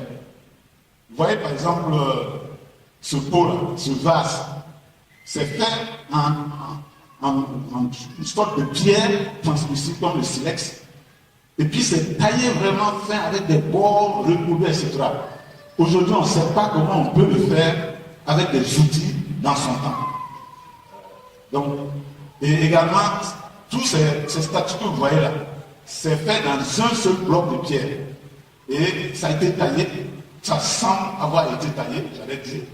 Et ces colosses-là, de même nom, ils ont 18 mètres de haut et ils pèsent, comme ils ont dit, 720 tonnes. Et fait dans un seul bloc de pierre.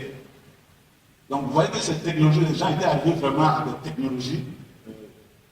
Bon, maintenant, je vais partager avec vous ce que tout juste j'ai vu comme explication que moi, je pense beaucoup plus possible sur cette technologie. Mais c'est vraiment de la technologie. Alors, il y a Joseph Davidovich, c'est un Français, un chercheur, un chimiste d'ailleurs, mais aussi un égyptologue parce qu'il a commencé à faire des recherches dans ce domaine-là. Lui, il semble avoir trouvé en tout cas la manière dont ça a été fait. Parce que quand on regarde les pierres, on voit que c'est des pierres qui sont collées comme ça, comme sur cette image-là. C'est des pierres pratiquement collées.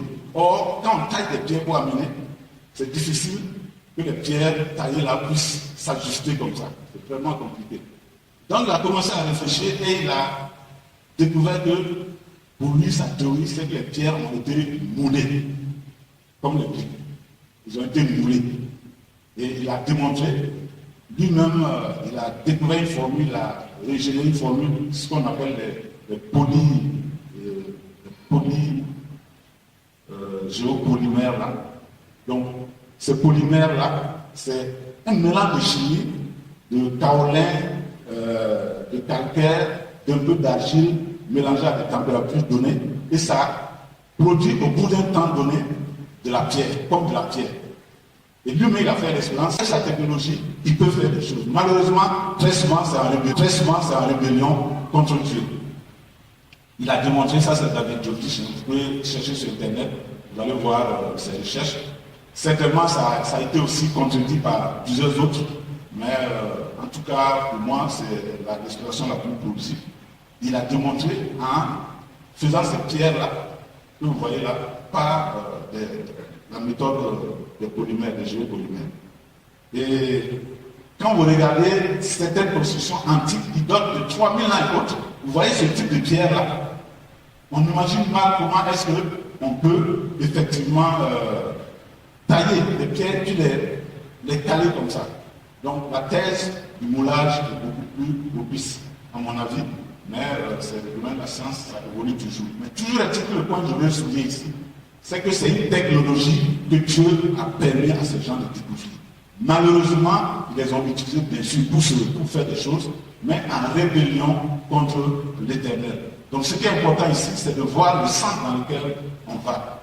Donc voilà l'image qui montre comment est-ce qu'on amenait effectivement du mélange, c'est comme on fait le ciment, et puis il moulait, et puis effectivement ça peut donner une explication.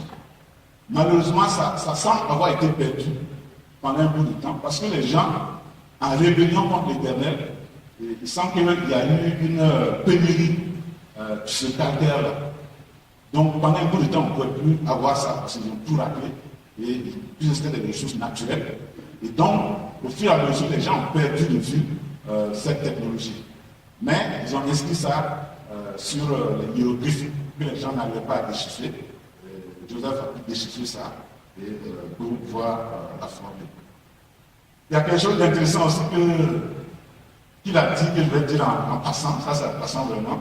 Selon lui, ses recherches, également, il s'est trouvé que c'est le scribe, le savant égyptien Aménophis, fils de Hapou, qui est l'auteur de la plupart de cette technologie à un âge plus avancé, qui a permis de retrouver ça et de retranscrire ça.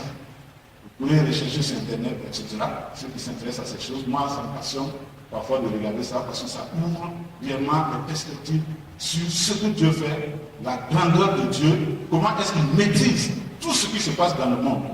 Parce que quand là, on pense que Dieu n'est pas au courant, la technologie, tout ça là, il n'est pas au contrôle de tout ça. Dieu est au contrôle de tout et il voit. Et il ne va pas laisser l'homme faire des choses au-delà d'une certaine limite. Mais surtout, il veut voir notre disposition. Par où est-ce que nous allons exploiter cela pour savoir. Lui, il a trouvé que ce Aménophis, fils de Hapou, pourrait être Joseph de la Bible. Et il a démontré ça de plusieurs manières. Bon, on ne va pas aller dans ce détail. Mais en tout cas, il pourrait être cet homme que Dieu a inspiré également pour donner de la connaissance.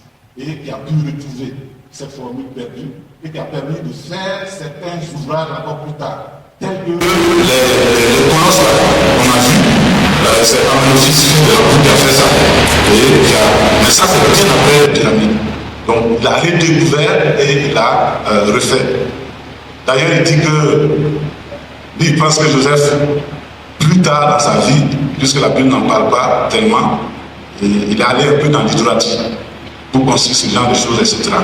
Mais bon, ce n'est qu'une hypothèse, et c'est pour cela qu'on a perdu un peu de sa vie dans la Bible. Alors, tout ça pour dire que la technologie, ce n'est pas une affaire d'aujourd'hui, ça ne date pas d'aujourd'hui. Et l'intelligence artificielle, c'est réellement le saumon des technologies. C'est ce qu'il y a de plus technologique. Dans votre téléphone portable que vous tenez dans la main, vous avez une concentration de technologie qui est la somme de tout ce que l'homme sait faire aujourd'hui. Et ça se retrouve dans l'intelligence artificielle. Je peux encore parcourir un peu dans le cas de David, pour maintenant voir comment la technologie peut être utilisée. Vous savez, David attaquait Goliath. Et Goliath était aussi un concentré de technologie. Il avait cette armure, il avait tout ce qu'il faut pour pouvoir vraiment, dans son état d'art, pouvoir être vainqueur. Parce qu'il utilisait cette armure-là, non seulement en rébellion contre Dieu, mais pour démontrer sa suprématie sur le peuple d'Israël. C'est vrai, le roi Saul aussi avait une certaine technologie, mais il ne pouvait pas tenir devant.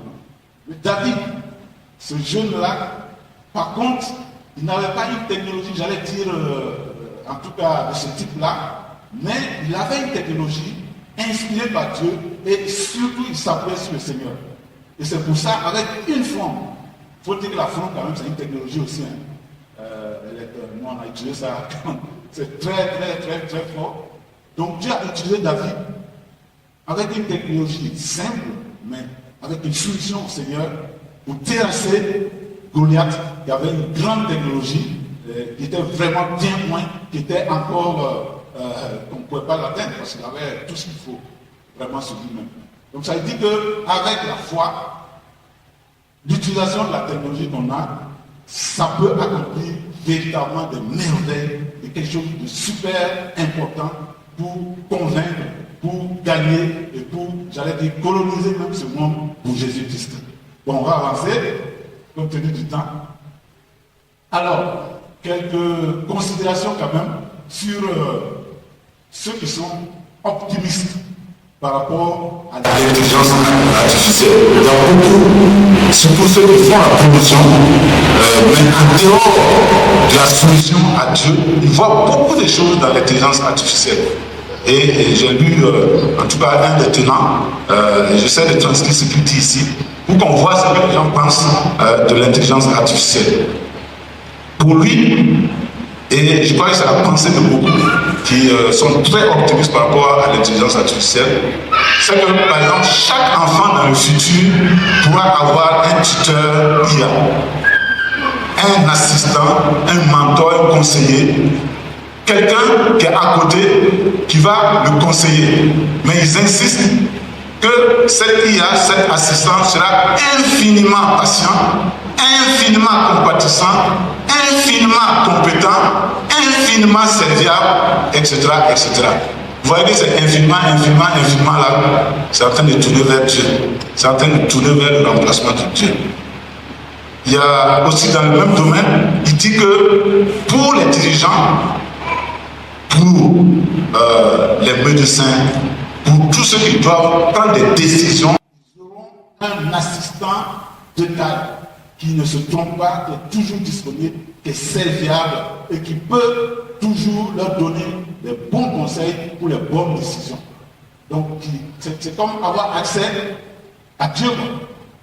En gros, dans leur vision, c'est vraiment ça. Et c'est cette attitude qu'il faut écouter. Parce que dans Genèse 11, si vous lisez, dans le cas de la tour de Babel, Dieu a dit maintenant, vous les empêcherez de faire tout ce qu'ils auraient projeté. Je vois que c'est le cas actuellement. Tellement la technologie permet d'aller plus loin que les gens sont en train de détourner leurs yeux, leur cœur du Seigneur. Et ceux qui sont évidemment athées, ils semblent avoir des atouts. Pour la créativité, le frère Sandro en a parlé. Pour eux, ça va vraiment être l'âge d'or de la créativité. On va pouvoir faire des arts, des créations extraordinaires. Et je vous ai demandé tout à l'heure, dans le domaine de la musique, si le temps nous permet dans les démons, on va faire quelques démons, vous allez voir. C'est quand même puissant. Donc pour eux, on va arriver à un moment où vraiment ça sera extraordinaire. L'homme sera découplé en termes de puissance créative, etc. Et même la guerre, pour eux, la guerre sera moins meurtrière. Parce que les outils utilisés vont être très précis. C'est-à-dire l'armement et tout ça. Donc il n'y aura pas des déperditions qui vont tuer la population, etc. Mais ça va être précis, etc., etc. Donc c'est vraiment une pensée très optimiste par rapport aux possibilités de l'IA.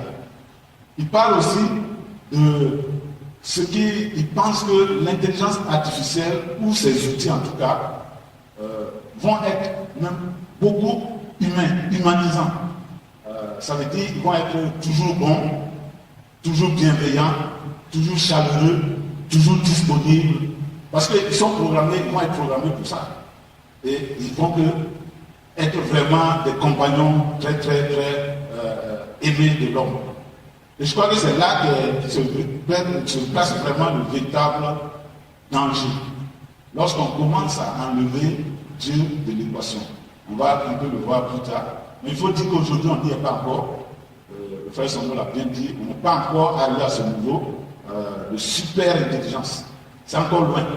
Mais à partir du moment où c'est dans la tête, et les outils, les gens ne se fatiguent pas, hein, ils travaillent, ils font des recherches et ils vont y arriver. Si Dieu n'intervient pas, en tout cas, ils vont arriver parce que la technologie monte et tant que Dieu ne met pas une limite, il se peut que effectivement on y arrive. Mais quelle est notre attitude par rapport à notre Créateur? C'est là la question qu'il faut se poser. Alors, il y a même des travaux en cours pour combiner l'intelligence artificielle à l'homme, intégrer en fait la technologie dans l'homme. Ceux qui ont vu le film Cyborg, là, 7 hommes mi-humains, mi-technologiques, où on a intégré, en tout cas, de l'ordinateur dans la tête et tout ça, lui permet de faire des choses extraordinaires. Je vous dis que les gens travaillent sur ça. Ils travaillent sur l'homme augmenté, l'homme qui est hyper puissant, qui peut faire des choses. Et il y a des recherches, comme j'ai mis ici, des lunettes intelligentes, qui est ce domaine qu'on appelle le métavers, où à travers les lunettes, tu peux voir un monde virtuel, te déplacer, faire des choses, etc. dans ce monde virtuel-là. Il y a beaucoup de développement dans ça. D'ailleurs, les prédictions de ceux qui font la promotion, tels que Meta, Google, etc., disent que le prochain remplacement du smartphone, du téléphone, ça va être ça. Ça va être ces lunettes-là. Parce qu'ils entrevoient des lunettes. Bon, ça peut même ne pas être porté, parce qu'il y a maintenant des lentilles, en tout cas un équipement qui est là et qui te permet d'interagir, d'être dans un monde virtuel, mais aussi dans la réalité, dans ce qu'on appelle la réalité augmentée, et être vraiment dans un monde virtuel réel, mélangé, où tu peux faire ce que tu veux, et surtout, ce qui le recherche là, c'est comment est-ce qu'on peut commander à distance avec la pensée. Ça, les travaux sont sur ça. D'ailleurs, ils sont arrivés déjà à produire un jeu vidéo où, avec la pensée, tu joues le jeu. Bon, tu portes un bracelet, quoi. Poignet ici, et puis le jeu, là, tu penses. Et puis, tu joues, tu vas à droite, tu vas à gauche, etc. Ils arrivent à faire ça déjà. Donc, si tu ne mets pas un terme, on peut arriver à tout. Et c'est des recherches, c'est long, hein, c'est long. Même on recherche, les gens recherchent. Surtout avec l'intelligence artificielle qui a maintenant beaucoup de capacités. Donc, les recherches sont améliorées. Donc, ça peut être surprenant. On peut aller très vite d'un coup et aller très loin. Donc, tout ça, derrière, regardez l'intention, la disposition de l'homme par rapport à ça, par rapport à Dieu. Et ce qui est important, on a vu dans les technologies anciennes qui n'étaient pas des moindres. Dieu a dû intervenir parce que l'homme allait à sa perdition, à sa destruction. Espérons qu'aujourd'hui, l'homme ne va pas aller à sa destruction, mais une chose est sûre, Dieu veille, Dieu regarde, Dieu c'est ce monde, c'est comme on dit, le pays est gardé. C'est Dieu qui a fait ce monde-là, je crois qu'il a un regard dessus. Il ne permettra pas certaines choses et c'est une immense opportunité pour nous, ces enfants de Dieu, de pouvoir aider. Et on va voir comment, de pouvoir vraiment être des moyens pour pouvoir donner la bonne foi, compenser là où il va y avoir des problèmes, parce qu'on est persuadé qu'il y aura des problèmes, et que vraiment là, l'Église soit debout, prête à répondre, prête à apporter la vérité, à apporter le soutien et la voix là où il faut lorsqu'il en aura besoin. Alors, on va avancer rapidement. Donc, une vie maintenant pessimiste, évidemment, Sando en a parlé un peu, j'approfondis tout juste un peu. Perte d'emploi, inégalité économique, on en a parlé, la manipulation des informations, la surveillance des masses et l'atteinte aux libertés. Donc ça, c'est vraiment un domaine très sensible et c'est pas facile. les biais et les discriminations, sont dont on a largement parlé, les armes autonomes et les risques militaires. Parce qu'avec cette technologie, on le voit déjà dans les films de science-fiction où, en tout cas, un robot peut être équipé, il n'a pas d'arme. Donc, on peut tuer vraiment de manière, on va dire inconsciente. Il peut tuer de manière dure. Donc, tout ça, c'est des dangers que les gens voient. Les gens voient même que si l'IA surpasse effectivement l'intelligence humaine, comme le dit Elon Musk, est-ce que l'IA ne va pas commencer à contrôler même l'homme et être au-delà et contrôler, etc. etc. Moi, personnellement, ça c'est une conviction personnelle. Je pense que le Seigneur, Dieu qui contrôle tout, est là. Et il peut mettre en place certaines choses. S'il n'a pas permis à certains temps donnés, il peut mettre en place certaines choses qui vont aller jusqu'à la perdition, à la destruction de cet homme qu'il aime tant et qu'il a fait et qu'il a déployé tant de technologies aussi pour les amener, en tout cas, au salut. Et je suis persuadé que l'évangile avance, l'évangile avancera. Si vous voyez les statistiques, l'évangile est en train d'avancer. Ça avance sûrement. Est-ce que nous vont prendre part justement à cette avancée de l'évangile? Ce petit caillou dont a parlé Daniel dans la vision du roi de Nabuchodonosor, qui est venu taper la statue, et ce caillou a commencé à grandir et à remplir le monde entier. C'est bien le royaume de Dieu. Et nous pensons que le royaume de Dieu va continuer à croître. Au contraire, en dépit, malgré tout ce qu'on voit. Mais c'est à nous de saisir cette opportunité pour nous intégrer, pour voir qu'est-ce que Dieu veut que nous puissions dire, que nous puissions faire dans notre ère, à notre ère. Alors la super intelligence, bon, c'est un risque existentiel, mais c'est vraiment Dieu qui le maîtrise. Et on ne pense pas que Dieu va permettre certaines choses au-delà de quelque chose. Mais c'est à nous, en tant que ses enfants aussi, de porter la voix, de dire les limites auxquelles l'homme ne doit pas dépasser. Parce que tout compte fait, l'homme est créé à l'image du Créateur, de Dieu. Et cette image-là, elle est unique. Une machine ne pourra jamais la remplacer. Il y a des caractéristiques de Dieu qui sont là, qu'on ne pourra jamais avoir dans une machine. La machine, c'est la création de l'homme. Dieu lui a donné cette faculté. Cette création de l'homme doit contribuer à rendre, en tout cas, le développement, l'épanouissement à ce monde-là. C'est dans ce but que Dieu nous a demandé d'assujettir, de gérer et de dominer la terre. Et c'est dans ce sens qu'on doit orienter tout cela. Il y a bien sûr d'autres choses, l'impact environnemental, la dépendance technologique. On n'a pas le temps d'en parler, mais je suis persuadé que l'éducation va changer. Parce qu'avec l'intelligence artificielle telle que c'est aujourd'hui, on ne peut plus continuer à apprendre comme on apprend. Ça va changer, j'en suis persuadé, d'ici 3-4 ans, la manière d'apprendre va changer. C'est pour ça qu'on doit être en avant, on doit comprendre comment ça se passe et nous préparer. Si on doit dire qu'il y a 30% de métiers, de compétences qui vont disparaître. Et c'est la vérité. Hein? Moi, je le vois déjà dans le domaine technologique. Je vois déjà, là où je travaillais, il y a des fonctions qu'on a remplacées.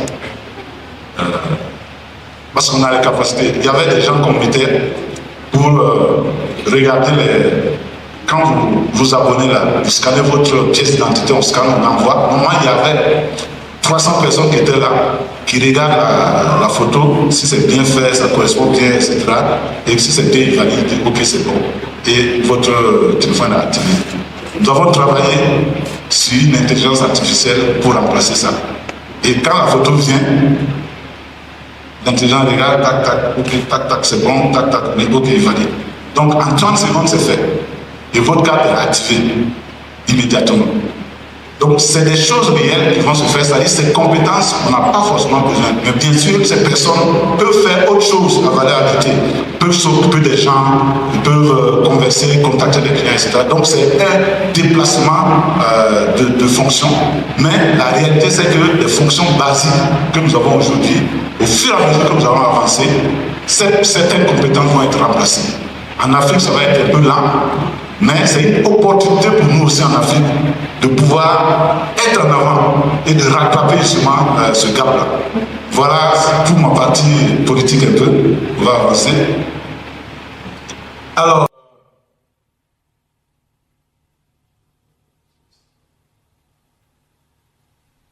je veux peut-être partager une vue d'un livre également que j'ai lu, qui a été écrit l'année passée, en 2023 quand même.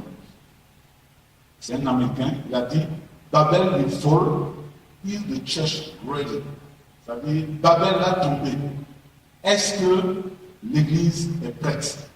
Et c'est un peu ce que j'ai dit tout à l'heure. Dans son développement, il montre le parallèle en fait entre la tour de Babel et l'intelligence artificielle aujourd'hui, qui est en train de regrouper, et d'aller vraiment dans un certain sens pour ceux qui sont en rébellion contre Dieu, pour démontrer, etc. Donc, il se dit que tôt ou tard, ça va cracher. Il faut que l'Église se prépare pour cette chute imminente. Il se dit que l'Église, c'est une opportunité qui est donnée à l'Église de pouvoir se réveiller, porter le message qu'il faut, pas le vide que va laisser l'impact de l'intelligence artificielle. Parce que c'est vrai, il y a quelque chose dans le cœur de l'homme que rien d'autre ne peut remplacer. C'est d'ailleurs ce désir que Dieu a mis, cette réalité de l'éternité que Dieu a mis en nous, qui nous font faire ces recherches. Vous avez vu que les gens sont partis sur la Lune. C'est parce que l'homme n'est pas de la terre. C'est Dieu qui a insufflé en nous. Donc il y a quelque chose en nous qui est plus fort que la terre et qu'on veut atteindre. Et cette chose-là, c'est Dieu. Ça ne se trouve pas ailleurs. Ailleurs, c'est vraiment lui qui peut combler ce vide-là. Il n'est pas prêt pour être là où il faut, pour supporter, pour aider, pour que, effectivement, Dieu soit connu et que le monde puisse reconnaître que Dieu est au contrôle. C'est lui le besoin. Le besoin n'est pas ailleurs. Bon, il y a beaucoup d'autres choses que je ne vais pas partager. Tout juste dire que, si vous lisez Genèse 4, c'est à nous de pouvoir lutter, résister à ce désir de rébellion. Il a été dit à Caïn, attention, le péché, je l'écoute à ta porte, mais toi, domine sur lui. Donc c'est à nous aujourd'hui de pouvoir utiliser cette intelligence artificielle dans le sens de la volonté de Dieu.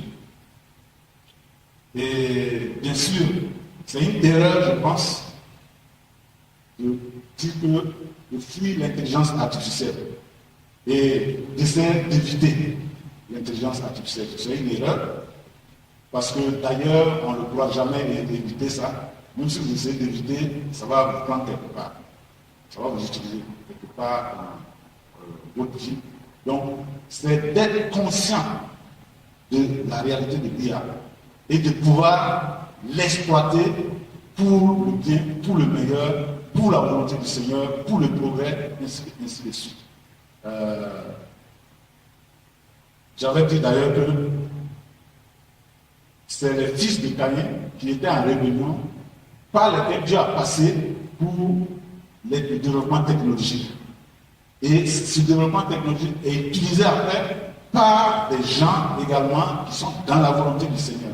Il dit que même si ceux qui font l'IA sont en rébellion contre Dieu, nous, on peut l'utiliser pour la volonté du Seigneur, pour accomplir son dessein.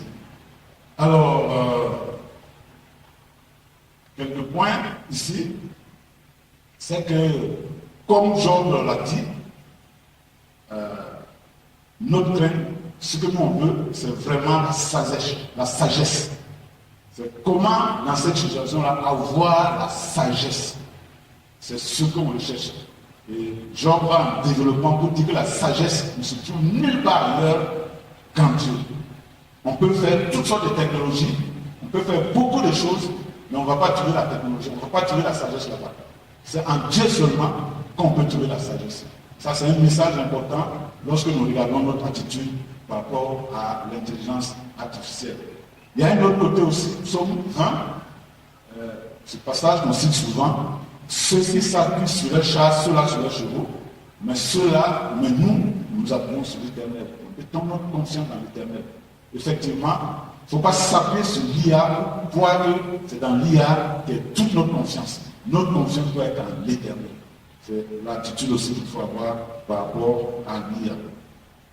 Et surtout se remémorer, comme le dit Isaïe 54, que c'est Dieu qui a créé tout ça. C'est Dieu qui a créé l'ingénieur, l'informaticien, le penseur qui a fait l'IA. Donc c'est Dieu qui a créé l'IA, quelque part, par ricochet, même si c'est indirect. Et donc, même l'utilisateur aussi de l'IA, c'est Dieu qui l'a créé. Et donc, tout ça, je pense que Dieu est au contrôle. Dieu contrôle, il veut seulement voir nous, notre attitude par rapport à lui. Est-ce que nous allons utiliser en rébellion contre lui, ou bien nous allons utiliser au contraire pour le servir, pour promouvoir sa volonté et pour aider à contribuer au développement en tout cas de sa volonté sur la terre. Maintenant, quelques recommandations pour terminer.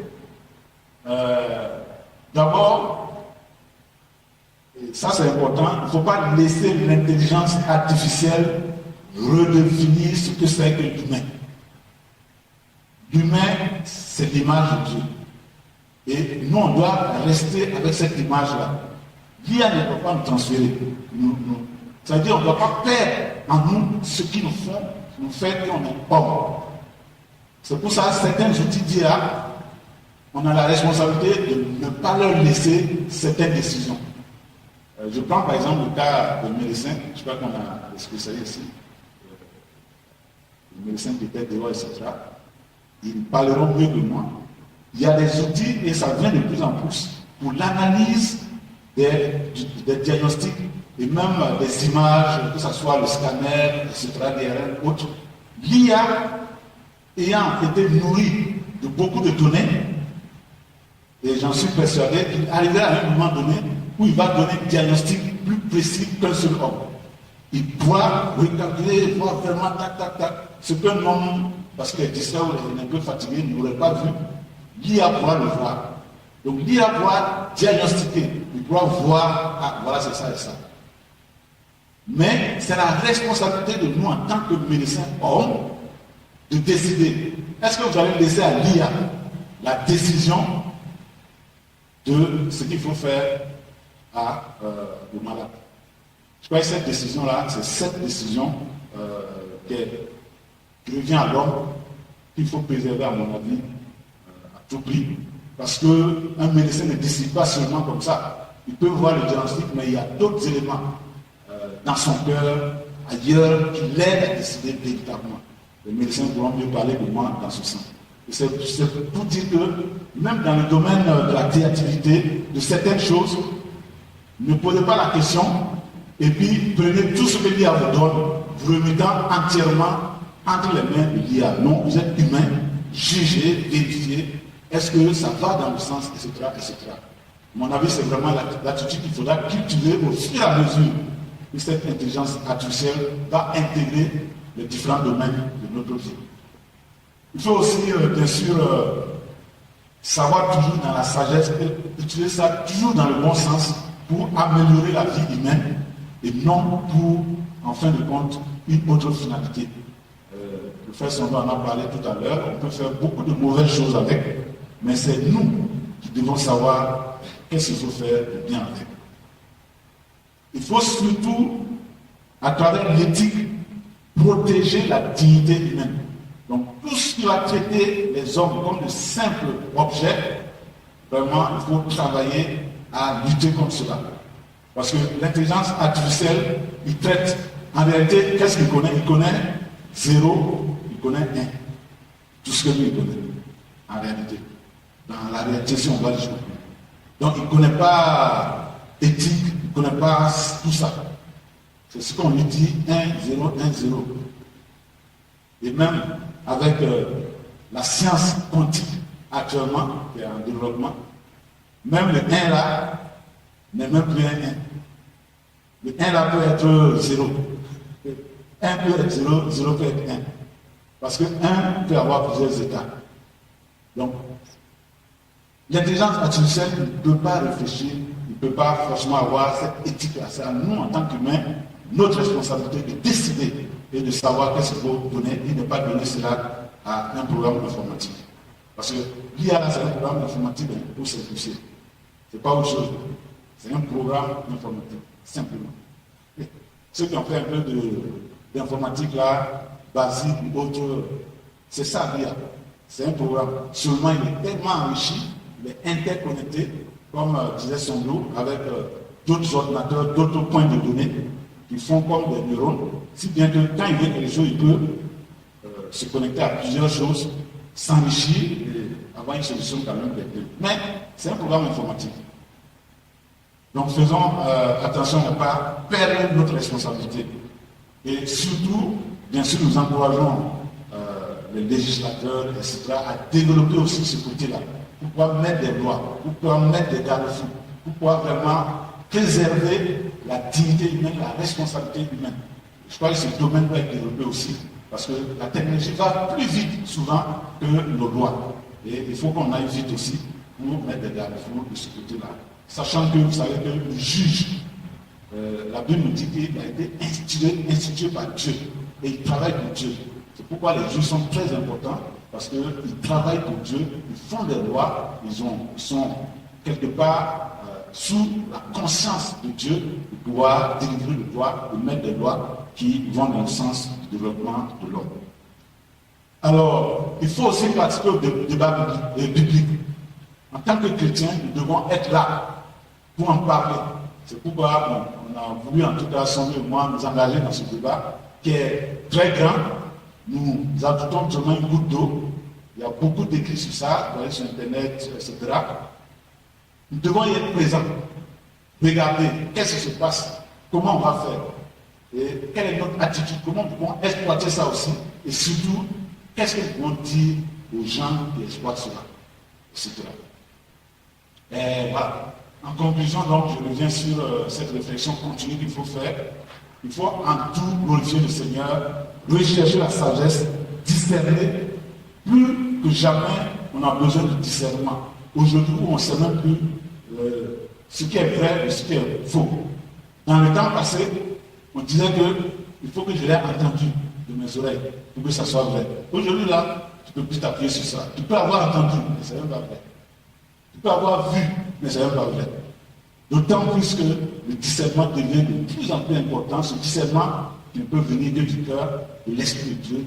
Et donc le chrétien aujourd'hui, à mon avis en tout cas, est vraiment dans une période privilégiée pour pouvoir aider, pour pouvoir discerner et pouvoir apporter vraiment cette vision que le Seigneur nous donne. Alors, il faut veiller à porter notre identité. En tant qu'homme, on doit pas vraiment laisser nous identifier à quoi que ce soit. Pas à une machine, pas à un programme. On doit utiliser au contraire, exploiter, utiliser ces outils-là pour faire notre volonté. On doit les utiliser et non pas être utilisés par eux, ou nous confier en eux. Et parce que l'évolution est constante, vous allez le voir. J'ai évoqué quelques évolutions déjà sur lesquelles les gens travaillent. Pour le remplacement même du smartphone. Il y a déjà des développements et j'ai même lu, c'est en cours aussi, un développement sur la monnaie. Aujourd'hui, on dit beaucoup la monnaie électronique, etc. Mais il y a un des, j'allais dire, des PDG, des CEO de Elon Musk qui a démissionné et qui a créé une société. Et lui, il est en train de travailler sur ça. Il veut créer une monnaie en s'aidant bien sûr de l'intelligence artificielle et de la cryptographie, de blockchain et autres. Blockchain, donc c'est un peu complexe, mais c'est pas la crypto-monnaie, etc. Pour créer une monnaie gratuite. Son idée, c'est de pouvoir distribuer aux gens de la monnaie. Simplement. Parce que son idée, c'est que, en réalité, l'argent qu'on a là, c'est pas fondé sur quelque chose de réel. Donc, ce débat est un peu long, je ne pouvais pas développer ça, mais c'est des confiances, c'est de la confiance qu'on a dans cette feuille de billet-là. Ce n'est pas réellement, forcément aujourd'hui, une valeur j'allais dire intrinsèque. C'est des accords qu'on a mis dans cette billet-là, qui en font ce qu'il faut. Et donc lui, dans son idée, il veut changer ça. Donc, des choses peuvent arriver. Mais dans tous les cas, nous devons rester ancrés dans notre identité que le Créateur nous a donnée. Ils vont analyser toutes ces choses par exemple. Ne vont jamais être, j'allais dire, dépassés en fait. Parce que la Bible nous donne la ligne à conduire et il donne la limite. Et on sait qu'on ne peut pas se tromper parce que notre Dieu est immuable, il ne change pas, il contrôle tout, il sait ce qui se passe aujourd'hui, il connaît mieux la technologie que quiconque. Ce serait une erreur de penser que l'intelligence artificielle soit ordinale de Dieu. Au contraire, Dieu maîtrise cela. Sa technologie est beaucoup plus. Il est vraiment plus. Donc, il sait de quoi il s'agit. Donc, on peut se tourner vers lui et avoir le secours. Il va nous donner même l'intelligence qu'il faut pour maîtriser ce domaine, pour comprendre cette intelligence artificielle et l'exploiter de manière efficiente pour l'expansion de son royaume. Que le Seigneur vous bénisse. Merci pour ce long temps de partage et nous attendons. Merci beaucoup. Regarde. Hein? Nous allons peut-être amener, passer à une période de questions, contributions, réponses, en attendant qu'on mette en place. On va faire quelques démos quand même, parce que parler de l'intelligence artificielle sans démontrer un peu, ce sera quelque chose de perdu. Donc, si vous ne voyez pas d'inconvénient, moi, je peux ouvrir les questions en attendant que je mette en place pour quelques démos. Ouais. Question de contribution pour avoir en tout cas. Ce sujet, vous savez, c'est en plein développement. Même si tu fais une recherche aujourd'hui, peut-être dans 2 semaines, ça sera déjà dépassé. Parce qu'on dit que chaque jour, il y a au moins 100 applications qui sont sorties. Donc, si tu prends une application aujourd'hui, tu te demandes sur ça, peut-être que dans 1 mois, ça c'est déjà dépassé parce qu'on a découvert encore d'autres choses. Voilà. On a parlé de ChatGPT. En même temps, il y a DeepSeek qui a été développé aussi par les Chinois. Vous savez, la limite de cette technologie-là, c'est surtout la puissance de calcul. Et si l'IA a été développée en 1980, c'est ce qu'on appelle l'hiver de l'IA, c'était à cause de ça.